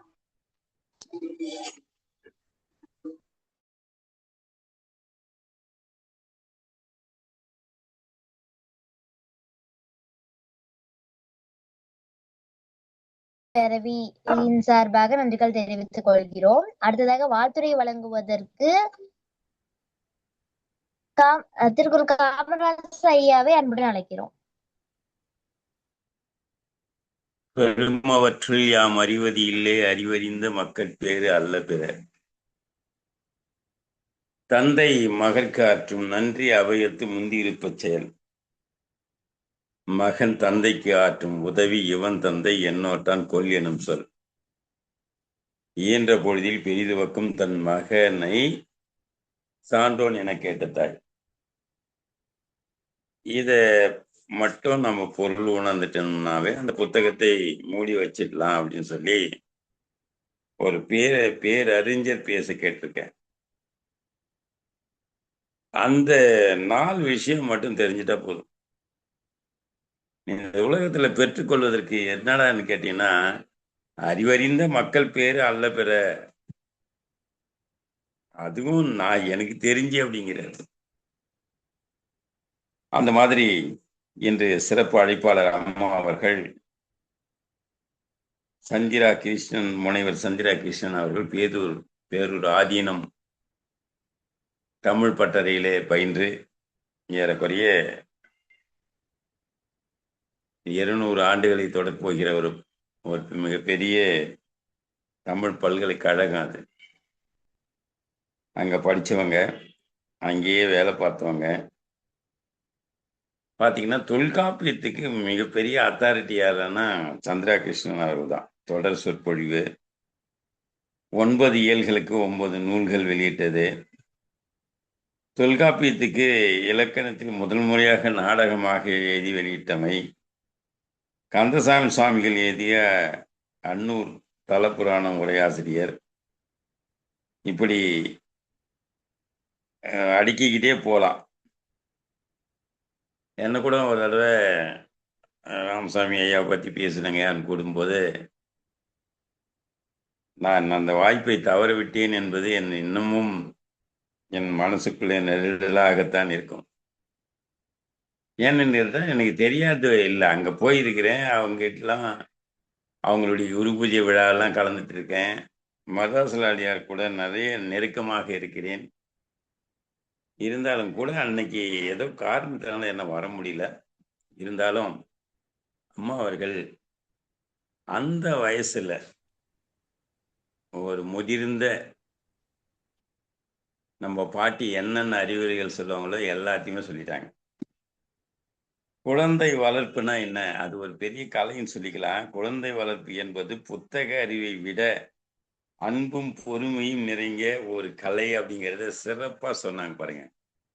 குழந்தையின் தனித்துவத்தை புரிந்து கொண்டு அவர்களின் உடல், மனம் மற்றும் உணர்வுபூர்வமான வளர்ச்சிக்கு உதவும் ஒரு அழகான பயணம் தான் வாழ்க்கை பயணம். அந்த வாழ்க்கை பயணத்தை 3 விதமா பிரிக்கிறாங்க பாருங்க. 3 விதமா பிரிச்சு இந்தந்த மாதிரி பெற்றோர்கள்லாம் இருக்கிறாங்க, எந்தெந்த மாதிரி பெற்றோர்கள் இருக்கிறாங்க அப்படின்னு சொல்லி அதை ஒவ்வொரு குழந்தையும் தனித்துவமானது.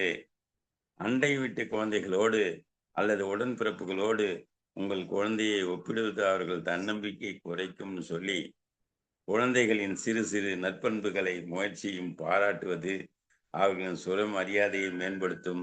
அன்பும் அரவணைப்பும் செய்யும் மாலா ஜாலங்கள் இதுக்கு ஈடினையே கிடையாது. அதுதான், வேற ஒண்ணும் இல்லை. குழந்தைகள் மீது பெற்றோர்களின் விருப்பங்களை திணிக்காமல் அவர்கள் திறனுக்கு ஏற்ப சுதந்திரத்தை அளிக்க வேண்டும் என்பதையும் அம்மா அவர்கள் சிறப்பாக சொன்னார்கள். குழந்தைகள் தவறு செய்தால் இயல்பு, அவர்களை பொறுமையோடு எடுத்து கூறி நேர்மையான வழியை வழங்க வேணும். அதுக்கு தான் அம்மா சொன்னாங்க, அவங்களுக்கு நேர் வழி எப்பயுமே சொல்லிக்கிட்டே இருக்கணும், நேர்பட வாழணும். அதோடு மட்டும் இல்லை, உடல் உழைப்பு இல்லாத பணம் உன்னை அழிவிச்சிட்டு போய்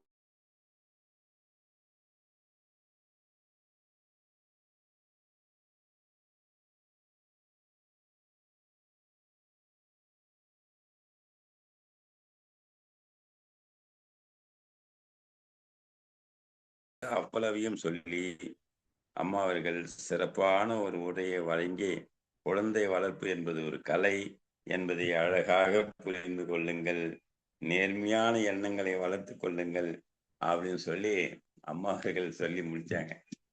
இதுதான் ரொம்ப சிறப்பான உரையா நான் நினைக்கிறேன். இந்த உரை ஒரு டீச்சர் கேட்டாங்க பேசிட்டு இருக்கும் போதே, எனக்கு இந்த உரையை அனுப்ப முடியுமா அப்படின்னு சொல்லி. நான் இப்பதான் கடைசியா வந்துட்டேன், அனுப்ப முடியுமா அப்படின்னு கேட்கும்போது கண்டிப்பாக அப்படின்னு சொன்னேன். ஏன்னா அந்த அளவுக்கு அந்த உரை ஈர்ப்பாக இருந்தது என்பதற்கு இதைவிட என்ன உதாரணம் சொல்ல முடியும். அதனால சந்திரா கிருஷ்ணன் அம்மா அவர்கள் அவங்க பேர குழந்தைகளுக்காக கொஞ்ச நாள் வராமல் இருந்தார்கள். இப்போது திடீர்னு கூப்பிட்டேன், உடனே நான் கண்டிப்பாக வருகிறேன், பேசுகிறேன் என்று சொல்லி ஒரு சிறப்பான உரையை தந்தமைக்கு என்னுடைய வாழ்த்துக்களையும் பாராட்டுகளையும் அன்பையும் தெரிவித்துக் கொண்டு இடம் சாருகிறேன். நன்றி, வணக்கம், வாழ்த்துக்கள். நன்றி ஐயா. அடுத்ததாக வாழ்த்துரை வழங்குவதற்கு பிரம்மநாயகம் ஐயாவை அன்புடன் அழைக்கிறோம். அழைத்ததற்கு நன்றி தாரணி. எங்கள் வாழ்வும் எங்கள் வளம் மங்காத தமிழ் என்று சங்கே முழங்கும். நம்முடைய தாய் தமிழுக்கு பெருமை சேர்த்த பழம்பெரும் நூலான தொல்காப்பியத்திற்கு தன் வாழ்நாளை அர்ப்பணித்து அதற்காக அதனுடைய சிறப்பியல்புகளை எல்லோருக்கும் எடுத்து ஏம்பிக் கொண்டிருக்கின்ற முனைவர் சந்திரா கிருட்டிணன் அவர்கள் இன்று குழந்தை வளர்ப்பு ஒரு கலை என்ற ஒரு சிறப்பான மிக அருமையான ஒரு தலைப்பில் உரையாற்றிய விதம், பயனுள்ள செய்திகளை தந்தது மிக அருமையாக இருந்தது. அவருக்கு கலந்துரையாடுவோம் பேரவையின் சார்பாக வாழ்த்துக்களையும் பாராட்டுகளையும் தெரிவிப்பதில் மிகுந்த மகிழ்ச்சி கொள்கிறோம். அவருடைய தமிழ் பணி மென்மேலும் தொடர வாழ்த்துக்கள். நன்றி, வணக்கம். நன்றி ஐயா. நன்றிங்க ஐயா. அடுத்ததாக வாழ்த்துரை வழங்குவதற்கு ஜானகி அம்மாவை அனுப்பி நினைக்கிறோம். அனைவருக்கும் என்னுடைய இனிய மாலை வணக்கத்தை தெரிவித்துக் கொள்கிறேன்.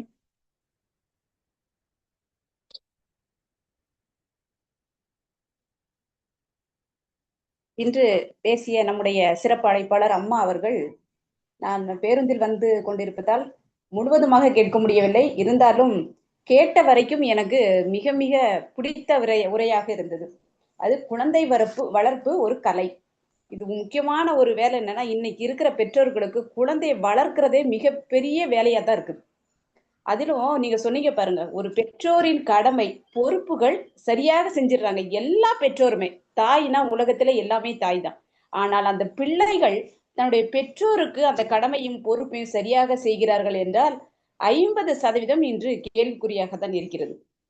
ஒவ்வொரு தாயும் தான் பெறாத எல்லாத்தையும் கொடுக்கணும், வைக்கணும், பார்க்கணும், படிக்க வைக்கணும்ன்ற விஷயங்களை எல்லாம் ஒழுங்கா செய்யறாங்க. அது போல இந்த அம்மா பேசிய உரையில் வந்து உங்க பேசின ஒரு விஷயம் வந்து ரொம்ப பிடிச்சிருந்தது. மாபெரும் சபைதனில் நீ நடந்தால் மாலைகள் விழ வேண்டும். அப்படிப்பட்ட மாலைகளை பெறக்கூடிய அந்த பிள்ளைகளை வளர்த்த தாய்க்கு அந்த மாலைகள் விழ வேண்டும். அந்த தாய்க்கு தான் அந்த ஒரு பையனோட வளர்ப்பு, அவன் எப்படி இருக்கிறான் என்பது அந்த தாயோட வளர்ப்பில் தான் இருக்கிறது. ஆகையால் அம்மா அவர்களிடம் பிள்ளைகளாக இருப்பதும் பாக்கியம்தான், அவர்களிடம் பேர குழந்தைகளாக இருப்பது கூட பாக்கியம்தான். அவ்வளவு அருமையான கருத்துக்களை எடுத்துரைத்தார்கள். அதுபோல காமராஜர் ஐயாவுக்கு ஒரு வேண்டுகோள் என்னன்னா, எல்லாரோட நம்பரும் அந்த பதகையில கொஞ்சம் போட்டா நல்லா இருக்கும் ஐயா. இன்னைக்கு அம்மா சந்திரா கிருஷ்ணன் அவர்கள் பேசினார்கள். அவர்களுடைய யார் யார் பேசுறாங்களோ அந்த சான்றோர்களின் நம்பர்களும் கிடைச்சா வந்து ரொம்ப நல்லா இருக்கும். ரொம்ப அருமையான உரை அம்மா. இன்று பேசிய அம்மா அவர்களுக்கு என்னுடைய மனமார்ந்த வாழ்த்துக்கள், பாராட்டுக்கள். நன்றி அம்மா. உடனே ஆவணம் செய்யப்படும். நாளையிலிருந்து எல்லாருடைய பதாகையிலையும் அவங்களுடைய கீழே இருக்கிற எண்ணெய் போட்டுருவோம். நன்றி. இவர்களுக்கெல்லாம் பிள்ளைகளாக பிறந்திருந்தால் இன்னும் நல்லா இருந்திருக்கும்னு நினைக்கிறேன்.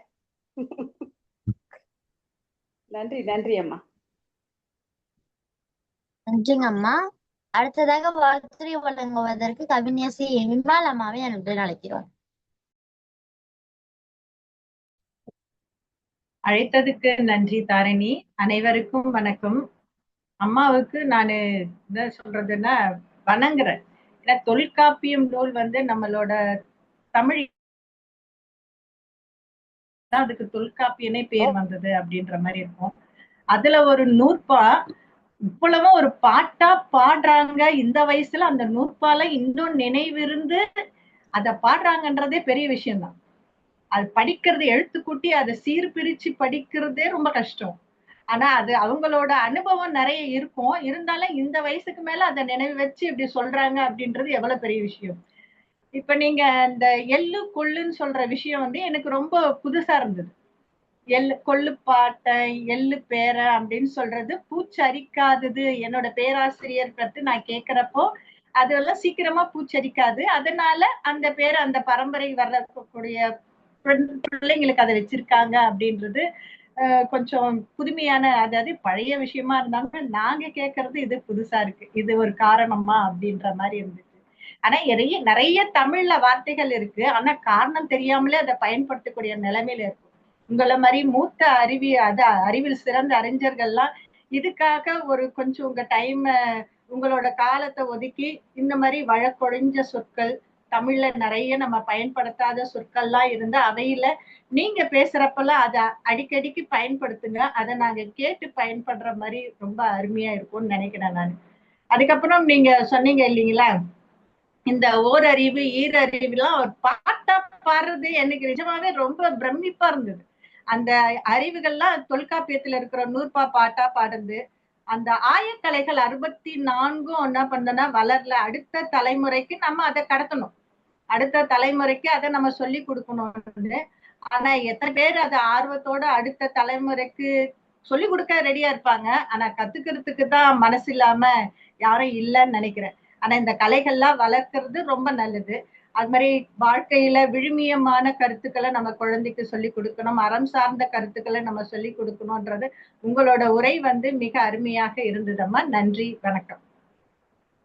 எதிலும் எமிமானா, எதிலும் வல்லவர் எமிமான்னு பேரு. அதே மாதிரிதான் சந்திரா கிருஷ்ணனாவே தமிழ் கடலுமா. இந்த வயசு கிடையாது, இன்னமும் எவ்வளவு நாள் ஒரு நாளும் தூக்கத்துல எழுப்பி கேட்டா தமிழ் கடல். அது நீங்க எத்தனை செய்யுள் இருக்கு, அது உள்ள எத்தனை புத்தகங்கள் இருக்கு, பெரிய பெரிய தமிழ் கடல் அது. இப்ப நம்ம ஜானகி ஆசிரியர் சொன்ன மாதிரி இவங்களோட நாங்க ஏதாவது ஒரு தகவல் கேட்டுக்கிறதுக்கோ இல்ல தமிழ் சார்ந்த ஒரு ஐயத்தை குறைபாடு பண்றதுக்கோ இவங்களோட தொடர்பு எண்கள் எல்லாம் கொடுத்தீங்கன்னா நிஜமாவே இந்த மாதிரி அறிவு ஆவணம் செய்யப்பட்டு விட்டது. நாளையில இருந்து பதாகையிலே போடப்படும், பேருக்கு கீழே. நன்றி, வணக்கம். நன்றிங்க அம்மா. அடுத்ததாக வாழ்த்துரை வழங்குவதற்கு தேசாபிமானன் ஐயாவை அன்பு அழைக்கிறோம். மிக்க நன்றிம்மா. சந்திராகிருஷ்ணன் அம்மா மிக அருமை. குழந்தை வளர்ப்பையராக இருந்து குழந்தை வளர்ப்பதுங்கிறத விட அந்த குழந்தையோடு குழந்தையாக இருந்து கொஞ்சி குலாவி அவன் பேசுற மாதிரியே பேசி, அந்த குழந்தை பேசுற மாதிரியே பேசி அந்த பேச்சை கொண்டு வந்து சேர்க்கிறாங்க பாரு. சொல்லுப்பா, அம்மா சொல்லு, அப்பா சொல்லு அப்படின்னு ஆரம்பிச்சு, அது தத்தகா புத்தகான்னு ஆரம்பிச்சு அந்த நடக்கும்போது பாடுறாங்க பாத்தீங்களா, அள்ளி தண்டு கால் எடுத்து அடிமேல் அடி எடுத்து சின்ன கண்ணன் நடக்கையிலே சித்திரங்கள் என்ன செய்யும். அந்த மாதிரி கோயம்புத்தூர் பாஷையிலே ஒரு பாட்டு நம்ம கல்தூண்ல பாடியிருக்காரு சிவாஜி கணேசன். சிங்காரச்சிட்டு தான் என்ற புள்ள, சிறுவாணி தண்ணீர் என்ற புள்ள. அதுல ஓம்போல பிறந்தானா நாம் பெத்த உள்ள ஏம்போல இருக்கான் அப்படின்லாம் வரும். அதுக்கு அந்த அம்மா சொல்லுவாங்க, பூமி வளம் இல்லாம விதை என்னாகும், தாய் தானே முன்னால் ஐயா, போட்ட விதை தப்பாம தந்தாரு சாமி, உருவாச்சு என்னால் ஐயா அப்படிங்கிற மாதிரிலாம் வரும். ஆக ஒரு குழந்தை வளர்ப்புல தாய் முதன்மையான இடம், குழந்தையாகவே மாறி வளர்க்கணும். தந்தை இரண்டாவது இடம். இருவரும் இணைந்து இரண்டு தொட்டிலுக்கு இரண்டு புறமும் தாங்குகின்ற தூண் போல இருந்து அந்த குழந்தையை வளர்க்கணும். அப்போதான் குழந்தை சிறந்த குழந்தையா இருக்கும். நின்று நிமிர்ந்து என் பிள்ளை நடக்கையில் ராஜநடை தோற்கும், எழில் நீந்தும் உடலினை காணும் பொழுதினில் சிற்பம் அதை கேட்கும், சிற்பம் அதை கேட்கும். அந்த அளவுக்கு வளர்க்கின்ற போது வளர்ச்சி உடலில் மட்டுமல்லாமல் அறிவு வளர்ச்சியும் சேர்ந்து வளரும். அறத்தையும் சேர்த்து வளர்க்க வேண்டும். அறம் செய்ய விரும்பு என்பதை ஆரம்பம், அரிச்சுவடி, ஆத்திசூடியை ஆரம்பித்து விட வேண்டும். அப்படி ஆரம்பிக்கின்ற போது பிள்ளை உடல் வளர்ச்சியிலும் நல்ல வளர்ச்சியாக இருக்கும், மன வளர்ச்சியிலும் நல்ல வளர்ச்சியாக இருக்கும், அறிவும் முதிர்ச்சியாக இருக்கும். எதிர்காலத்தில் நாட்டை ஆளக்கூடிய ஒரு சிறந்த தலைவனாக, நம் நாட்டுப்பற்று உள்ளவனாக, நம் மொழிப்பற்று உள்ளவனாக வாழ்வான். அதனை பொறுப்பேற்பவர்கள் தாய் தந்தையர் மட்டுமே.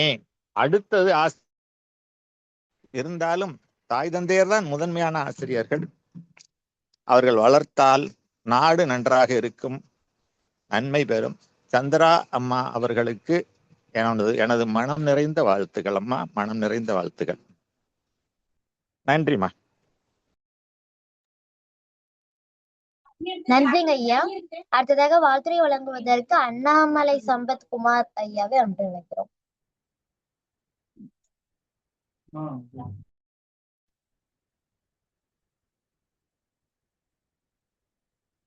அனைவருக்கும் இனிய மாலை வணக்கம். சிறப்பு அழைப்பாளர் அவர்களுக்கும் சிறப்பு வணக்கம். ஒருங்கிணைப்பாளர் தாரணி அவங்களுக்கும் சிறப்பு வணக்கம். சிறப்பாக ஒருங்கிணைச்சுட்டு இருக்காங்க.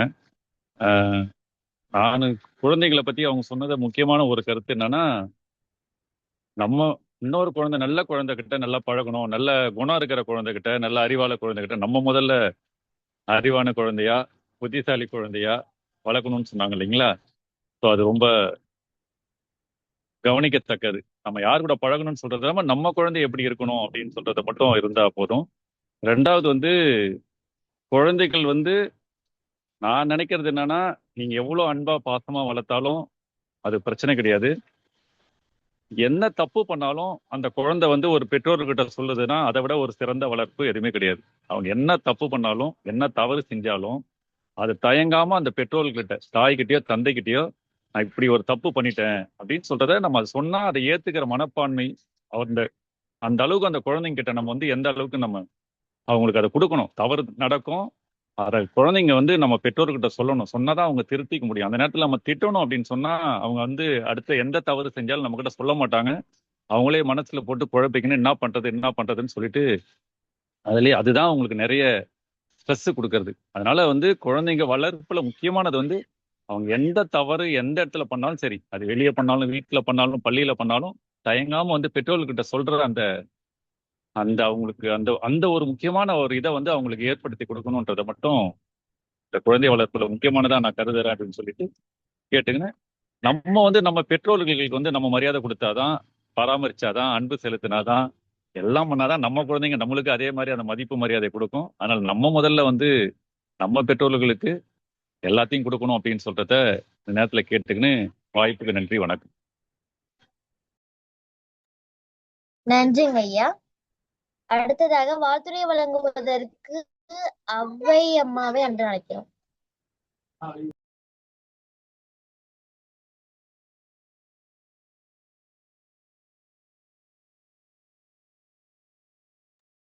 அம்மா மகிழ்ச்சிமா. நீண்ட காலத்துக்கு பிறகு சந்திரா அம்மா அவர்களுடைய உரையை கேட்கிற பெரு வாய்ப்பு கிடைத்தது. இன்னைக்கு அவங்க தமிழை கற்று அதை ஒரு பாடமா கட்டுறாங்கன்னு சொல்றதை விட அது ஒரு வாழ்வியலா உணர்ந்து இருக்கிறார்கள் அப்படின்னு தான் சொல்லணும். அந்த சொல்லுகிற முறை அது ஒரு பாடம் போல இல்லை, குழந்தைக்கு சோறு ஊட்டுற அன்னை போல அவங்க அந்த கருத்துக்களை எல்லாம் அவ்வளவு ஒரு குழந்தைக்கு முத சாதம் கொடுக்கும் போது எப்படி கொடுப்பாங்களோ அந்த மாதிரி கொடுக்குறாங்க. எல்லாமே ஒரு நேர்முறையில அவங்க சொல்றாங்க. இந்த குழந்தை வளர்ப்புங்கிறது ஒரு கலை என்பதோடு அது வந்து ஒரு பெரிய பேரு. அதை வந்து மகிழ்ச்சி, அதுக்கு நம்மளும் மகிழ்றோம். அது ஏதோ ஒரு கடனேன்னு செய்யறது இல்லை. எந்த பணியுமே அப்படி செய்யும் போது அது இனிக்காத ஒரு சுமையா இருக்கும். அது ஒரு சுவையா இருக்கணும்னா அதுல நம்ம ஈடுபாட்டோடு நம்ம மகிழ்ந்து அதுல ஈடுபடும் போதுதான் அது முழுமையா கிடைக்கும். அந்த உணர்வையும் அவங்க அருமையா சொன்னாங்க. நம்முடைய அந்த தொல்காப்பியம் அதுலயே அதுக்கு முன்னாலேயே பல இலக்கியங்களை கண்ட ஒரு இனம். அதுல எப்படிப்பட்ட உயர்ந்த கருத்துக்கள்லாம் இருக்கு, எவ்வளவு உயர்ந்த அறிவு நமக்கு சொல்லப்பட்டிருக்கிறது, எப்படிப்பட்ட முன்னோர்களை நாம் பெற்றிருக்கிறோம், இதையெல்லாம் நம்ம உணர்ற மாதிரி. அவங்க இப்படி சொல்லல, ஆனா இப்படி எல்லாம் இருந்திருக்கிறாங்க அப்படின்னு சொல்லல, அந்த கருத்தை சொல்லி நம்ம உணர வைத்திருக்கிறார்கள். அப்படியே அவங்க ஒவ்வொரு முறை இங்க உரையை நிகழ்த்தும் போதும் இதைத்தான் நான் உணர்ந்திருக்கிறேன். சொல்லுகிற அந்த முறை அவங்களும் அதை உணர்ந்து அதை வாழ்வியலோடு இணைத்து அவங்க பேசும்போது அவ்வளவு சிறப்பாக இருக்கிறது. மிக அருமை அம்மா, நன்றி. நன்றிங்க அம்மா. அடுத்ததாக வாழ்த்துறை வழங்குவதற்கு திருமதி அன்னபூர்ணி அம்மாவை அன்புடன் அழைக்கிறோம்.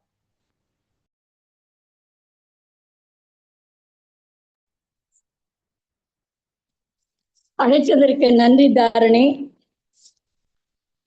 இன்று நம்முடைய சிறப்பு அழைப்பாளர் சந்திரா அம்மா அவர்களுக்கு என்னுடைய முதற்கண் வணக்கம். சான்றோர் பெருமக்களுக்கும் குழந்தைகளுக்கும் என்னுடைய வணக்கங்கள். அதாவது நம்ம மனித குலத்திற்கு அவர் எடுத்த தலைப்பு குழந்தை வளர்ப்பு ஒரு கலை. நிச்சயமா அது ஒரு கலை தான். ஏன்னா நான் 5 குழந்தைகளை பெற்றவோ, எப்படியெல்லாம் வளர்த்து இப்போ பெரிய ஆளாக்கி இப்போ சமூகத்தில் நல்ல ஒரு பெயரோடு இருக்காங்கன்னா நம்ம அன்னையோட வளர்ப்பு தான் முக்கியம். அதாவது மனித குலத்திற்கு மட்டுமே ஆயக்கலைகள் பொருந்தும் அப்படிங்கிறத முதல்ல சொன்னாங்க. அடுத்தது இந்த குழந்தைகள் நமக்கு இறைவன் கொடுத்த வரம். அதை நம்ம அந்த குழந்தைகளை எப்படி வளர்க்கணும் அப்படிங்கிறத அவங்களுடைய பேச்சிலேருந்தே ரொம்ப அருமையாக இருந்தது. அதாவது குழந்தை செல்வம் வந்து நமக்கு பெரிதாக போற்றப்படுகிறது இந்த காலத்துல. அப்புறம் ஔவையார், அப்புறம் நம்ம காளமேக புலவர், தொல்காப்பியம், இதுலெல்லாம் நிறைய ஒரு உதாரணங்கள்லாம் எடுத்து அழகா சொன்னாங்க. அதாவது அந்த குழந்தை அந்த சந்தானம்ங்கிறது நமக்கு பிறகு வர குழந்தைகளோட சந்தானம் சொல்லுவாங்க. அந்த குழந்தை வளர்ப்பு கலை வந்து ஒரு கலையாக இப்ப மதிக்கப்பட்டது. அந்த மழலை இப்படியெல்லாம் இயற்கையான ஒரு பெயர்கள் எல்லாம் இப்ப அந்த காலத்துல சொன்னாங்க. அப்புறம் சொன்னாங்க இந்த பேரன், கொள்ளு பேரன், கொள்ளு பாட்டி, கொள்ளு தாத்தா, அப்படி இந்த 7 தலைமுறை குறிக்கிறது நாங்க. இப்ப நானும் ஒரு கொள்ளு பாட்டி தான். அதாவது எனக்கும் 2 கொள்ளு பேரன், ஒரு கொள்ளு பேத்தி இருக்காங்க. நான் வாழ்ந்த காலத்துல நான் ஒரு 12 வயசா இருக்கும்போதே எனக்கு ஒரு எள்ளு பாட்டி இருந்தாங்க. அதையும் நான் சொல்ல விரும்புகிறேன். ஏன்னா அந்த முறை அம்மாவோட அம்மா, அப்பாவோட அம்மா, அந்த மாதிரி பாட்டி தாத்தாக்களை சொல்லுவாங்க. அப்புறம் கொள்ளு தாத்தா அந்த 7 தலைமுறையை குறிக்கிறதுன்னு சொன்னாங்க. அப்புறம் அந்த சோளம், கம்பு, ராகி இதெல்லாம் பூச்சி அரித்திடும். ஆனா குழந்தைகள் அப்படி இருக்காது. அதை ஒரு பெரிய பொக்கிஷமாக நம்ம பாதுகாக்கணும் அப்படிங்கிறத அழகா சொன்னாங்க. அந்த தாயின் வயிற்றில் உள்ள குழந்தையை சுற்றத்தார் ரொம்ப புகழ்ச்சி, அதாவது பெருமையா பேசணும். அந்த மாதிரி வயத்துல இருக்கும்போதே அந்த குழந்தைக்கு நம்ம இதெல்லாம் இப்போ வயத்துல இருக்கும்போதே அந்த குழந்தைகளுக்கு நல்ல ஒரு பாடல்கள் அந்த மாதிரி எல்லாம் போட்டு கேட்டாக்கா அந்த குழந்தை நல்லபடியா வளரும்னு சொல்லுவாங்க. அதுக்கடுத்தது சான்றோன் ஆக்குவது அந்த தந்தையோட கடமை நிச்சயமா. அதுக்கப்புறம் இந்த ஒரு இது சொன்னாங்க, அதிகபூர்வமான ஆசை இது வைக்கக்கூடாது, அப்புறம் சர்வாதிகாரம் செய்யக்கூடாது, தாராளமான வளர்ப்பு இருக்கக்கூடாது, அதிகார வளர்ப்பும் இருக்கக்கூடாதுங்க. ஏன்னா நான் அந்த முதல்ல பொறுமையா இருக்கணும், விட்டு கொடுக்குற தன்மை வேணும், தன்னை விட குழந்தைய நன்கு வளர்க்க பழக்கணும் அப்படிங்கிறத சொன்னாங்க. நம் விருப்பத்துக்கும் வெறுப்பையும் குழந்தைகள் நிச்சயமா காட்டக்கூடாது. அது ரொம்ப முக்கியம். குழந்தை வளர்ப்பு பெற்றோரின் முக்கியமான ஒரு கடமை. அன்பும் கண்டிப்பும் இருந்தால்தான் குழந்தையும் நல்லா வளரும். நாம் குழந்தை செய்யும் செயல்களை ரசிக்கணும். செய்யாத போகாத அப்படின்லாம் திட்டக்கூடாது. அவன் செஞ்சாலும் அதை நம்ம ரசித்து அவனை புகழணும். அது அந்த குழந்தைகளுக்கு ஒரு உற்சாகத்தை ஏற்படும். அந்த சர்வாதிகார முறையை கூடாது, அதிகாரப்பூர்வ வளர்ப்பும் கூடாதுங்கிறத அழுத்தம் திருத்தமா சொன்னாங்க. குடும்ப சூழல்கள் சொல்லி நம்ம வளர்க்கணும் அந்த குழந்தைகளை. செல்லம் கொடுத்து வளர்த்தா குழந்தை நிச்சயமா மோசமா போயிடும். அவனுக்கு எப்பெல்லாம் கேட்குறானோ அதெல்லாம் வாங்கி கொடுத்தானா அவனை அதே தன்னிச்சையா வளர ஆரம்பிச்சிடும். அந்த மாதிரி எல்லாம் இருக்கக்கூடாது. எத்தனை அடம் பிடிச்சாலும் அந்த குழந்தைக்கு இந்த பாசத்தோட நம்ம எல்லாம் செய்யணும், படிக்க வைக்கணும். பாசத்தோட அந்த குழந்தைகளை படிக்க வச்சோம்னா நிச்சயமா நல்ல மனுஷன் என்று தாய் எப்போதுமே நினைக்கணும். அந்த பொக்கிஷத்தை எப்படி பாதுகாக்கணுங்கிறது தாய்க்கு தான் தெரியும். குழந்தை சுமையா சுகமா என்றால் அது சுகம்தான். நமக்கு ஆண்டவன் கொடுத்த ஒரு பொக்கிஷம் அது. அன்னை வளர்ப்பு தான் நமக்கு முக்கியமா இருக்கு. சமூகத்திற்கு அந்த அன்னையோட வளர்ப்பு உபயோகமா இருக்கும். நல்ல ஒரு மஞ்சனா இருந்தா நல்லபடியா வருவான். நம் வளர்ப்பாதான் அந்த குழந்தை பண்புள்ளவனாக இருக்கணும். பிற்காலத்துல அவன் ஒரு பண்புள்ளவனா இருந்து பெற்றோரின் அந்த இது நமக்கு ஒரு சிறப்பு. அது பெற்றோருக்கும் ஒரு பொறுப்பு இருக்கு. அந்த பொறுப்பு கிடைச்சதுனால அந்த பெற்றோர்களும் நல்லா மதிக்கப்படுவார்கள். அதே மாதிரி குழந்தையும் பண்புள்ளவனாக இருந்து நாட்டில் நல்ல நிலைமைக்கு வருவான்ங்கிறது நல்ல கருத்து. அம்மாவுடைய பேச்சு கேட்டுட்டே இருக்கணும் போல இருக்கு. இந்த கொள்ளுப்பாட்டியோட வாழ்த்துக்கள்மா. நன்றி. நன்றிங்கம்மா. காணல் உரையில் தாங்கள் இந்த நிகழ்ச்சியில் கலந்து கொண்டு உரையாற்றிய அனுபவத்தை பற்றியும் ஏதேனும் கருத்துக்கள் விடுபற்றிருந்தால் அந்த கருத்துக்களையும், மேலும் இந்த களம் சிறப்பாக நடைபெறுவதற்கு கருத்துக்கள் இருந்தால் அந்த கருத்துக்களையும் வழங்குமாறு இன்றைய சிறப்பு அழைப்பாளர் சந்திரகிருஷ்ணன் அம்மா அவர்களை அன்புடன் அழைக்கிறோம். வாருங்கள் அம்மா.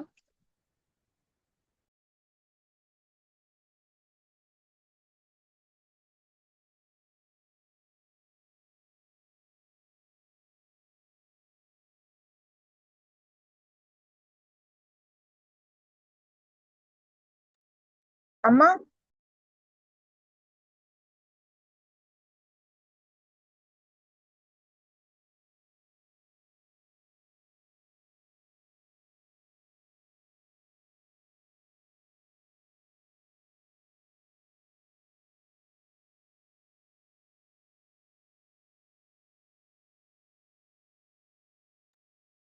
அம்மா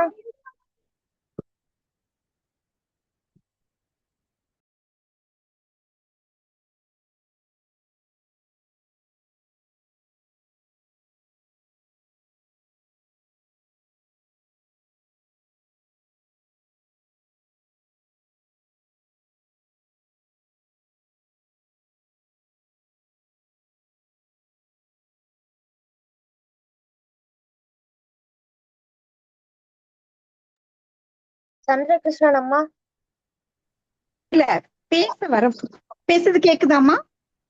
இப்ப கேக்குதுங்கம்மா. இடையில அது போனா வெளியில வந்துருது. அது என்னத்த பேச்சு மைக் போனோன்னு வெளியில வந்து மன்னிக்கவுமா. மிகச்சிறந்த முறையிலே நடத்துகின்ற தங்கள் ஒவ்வொருவரையும் வணங்குகிறேன். தாரணிமா ரொம்ப சிறப்பா பேசுனீங்கம்மா. முதல்ல உங்களுக்கு வாழ்த்துக்களை தெரிவித்துக் கொள்கிறேன்மா. வாழ்த்துக்கள். மலர்ந்த முகம், அந்தளர்ந்த தாமரை போன்று மலர்ந்த முகம், மிகவும் அருமை அம்மா.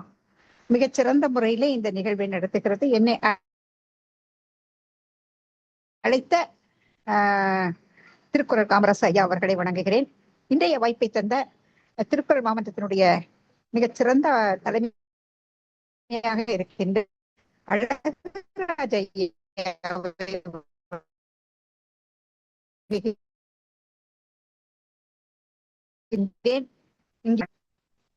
இங்கு வாழ்த்திய ஒவ்வொரு உள்ளங்களுடைய பாதங்களையும் அடிபடைந்து நன்றி மலர்கள் தூவி விடைபெறுகிறேன். நன்றி, வணக்கம் அம்மா. இத்துடன் 2ஆம் பகுதி நிறைவடைகிறது. 3ஆம் பகுதி நிகழ்வை ஷாலினி அவர்களிடம் ஒப்படைக்கிறேன். நன்றி, வணக்கம்.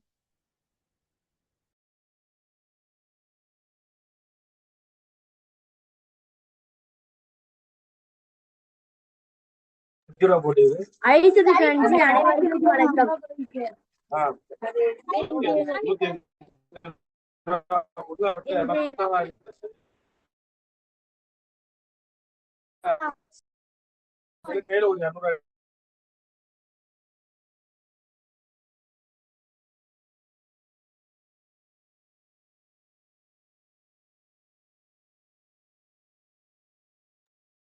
ஷாலினி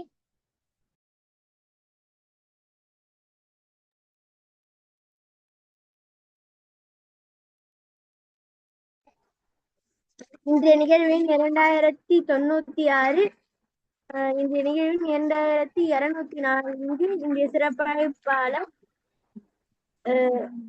பாலகிருஷ்ணன் அம்மா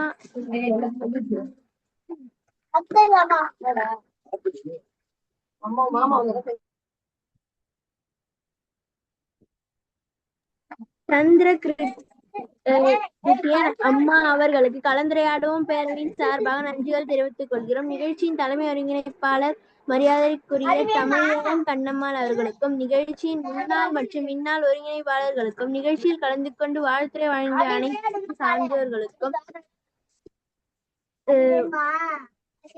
குரலும் பொருளும் வழங்கிய சகோதர சகோதரிகளுக்கும், குரலும் பொருளும் வரலாற்று செய்திகள் வழங்கியவர்களுக்கும், இசைப்பாடல் வழங்கியவர்களுக்கும் வாழ்த்துக்களும் பாராட்டுகளும் நன்றிகளும். மனிதனை மனிதனாக்கும், தமிழை தமிழாக்கும், தமிழை தமிழாகவே ஆள்வோம். மீண்டும் நாளை மாலை 5 மணிக்கு சந்திப்போம். நன்றி, வணக்கம். நன்றி இனி நாளைய நிகழ்வை பற்றிய ஒரு அறிவிப்பு. நாளை சிந்தனை களத்தில் 2205 நிகழ்வு எண். நாளைய சிறப்பு அழைப்பாளர் வைரமங்கை திருமதி சு தங்கம் சாய்ராம். நாளை அம்மா அவர்கள் பேசிக்கொண்டு எடுத்துக்கொண்ட தலைப்பு தெளிவான பார்வை, சிந்தனை, பணிவு. முதல் பகுதியை ஒருங்கிணைத்த திவாசினி அவர்களுக்கும், 2ஆம் பகுதியை ஒருங்கிணைத்த தாரணி அவர்களுக்கும், 3ஆம் பகுதியை ஒருங்கிணைத்த சாலினி அவர்களுக்கும், இன்றைய சிறப்பு அழைப்பாளர் முனைவர் சந்திரா கிருட்டின் அவர்களுக்கும், இன்றைய பங்கேற்பாளர் அனைவருக்கும் வாழ்த்துக்களும் பாராட்டுகளும் நன்றிகளும். மீண்டும் நாளை மாலை 5 மணிக்கு சந்திப்போம் என்ற நம்பிக்கை வெளிப்படுத்தி அனைவரும் ஒப்புதலோடு இணையத்தை நிறைவு செய்கிறோம். நன்றி, வணக்கம். நன்றிங்க ஐயா.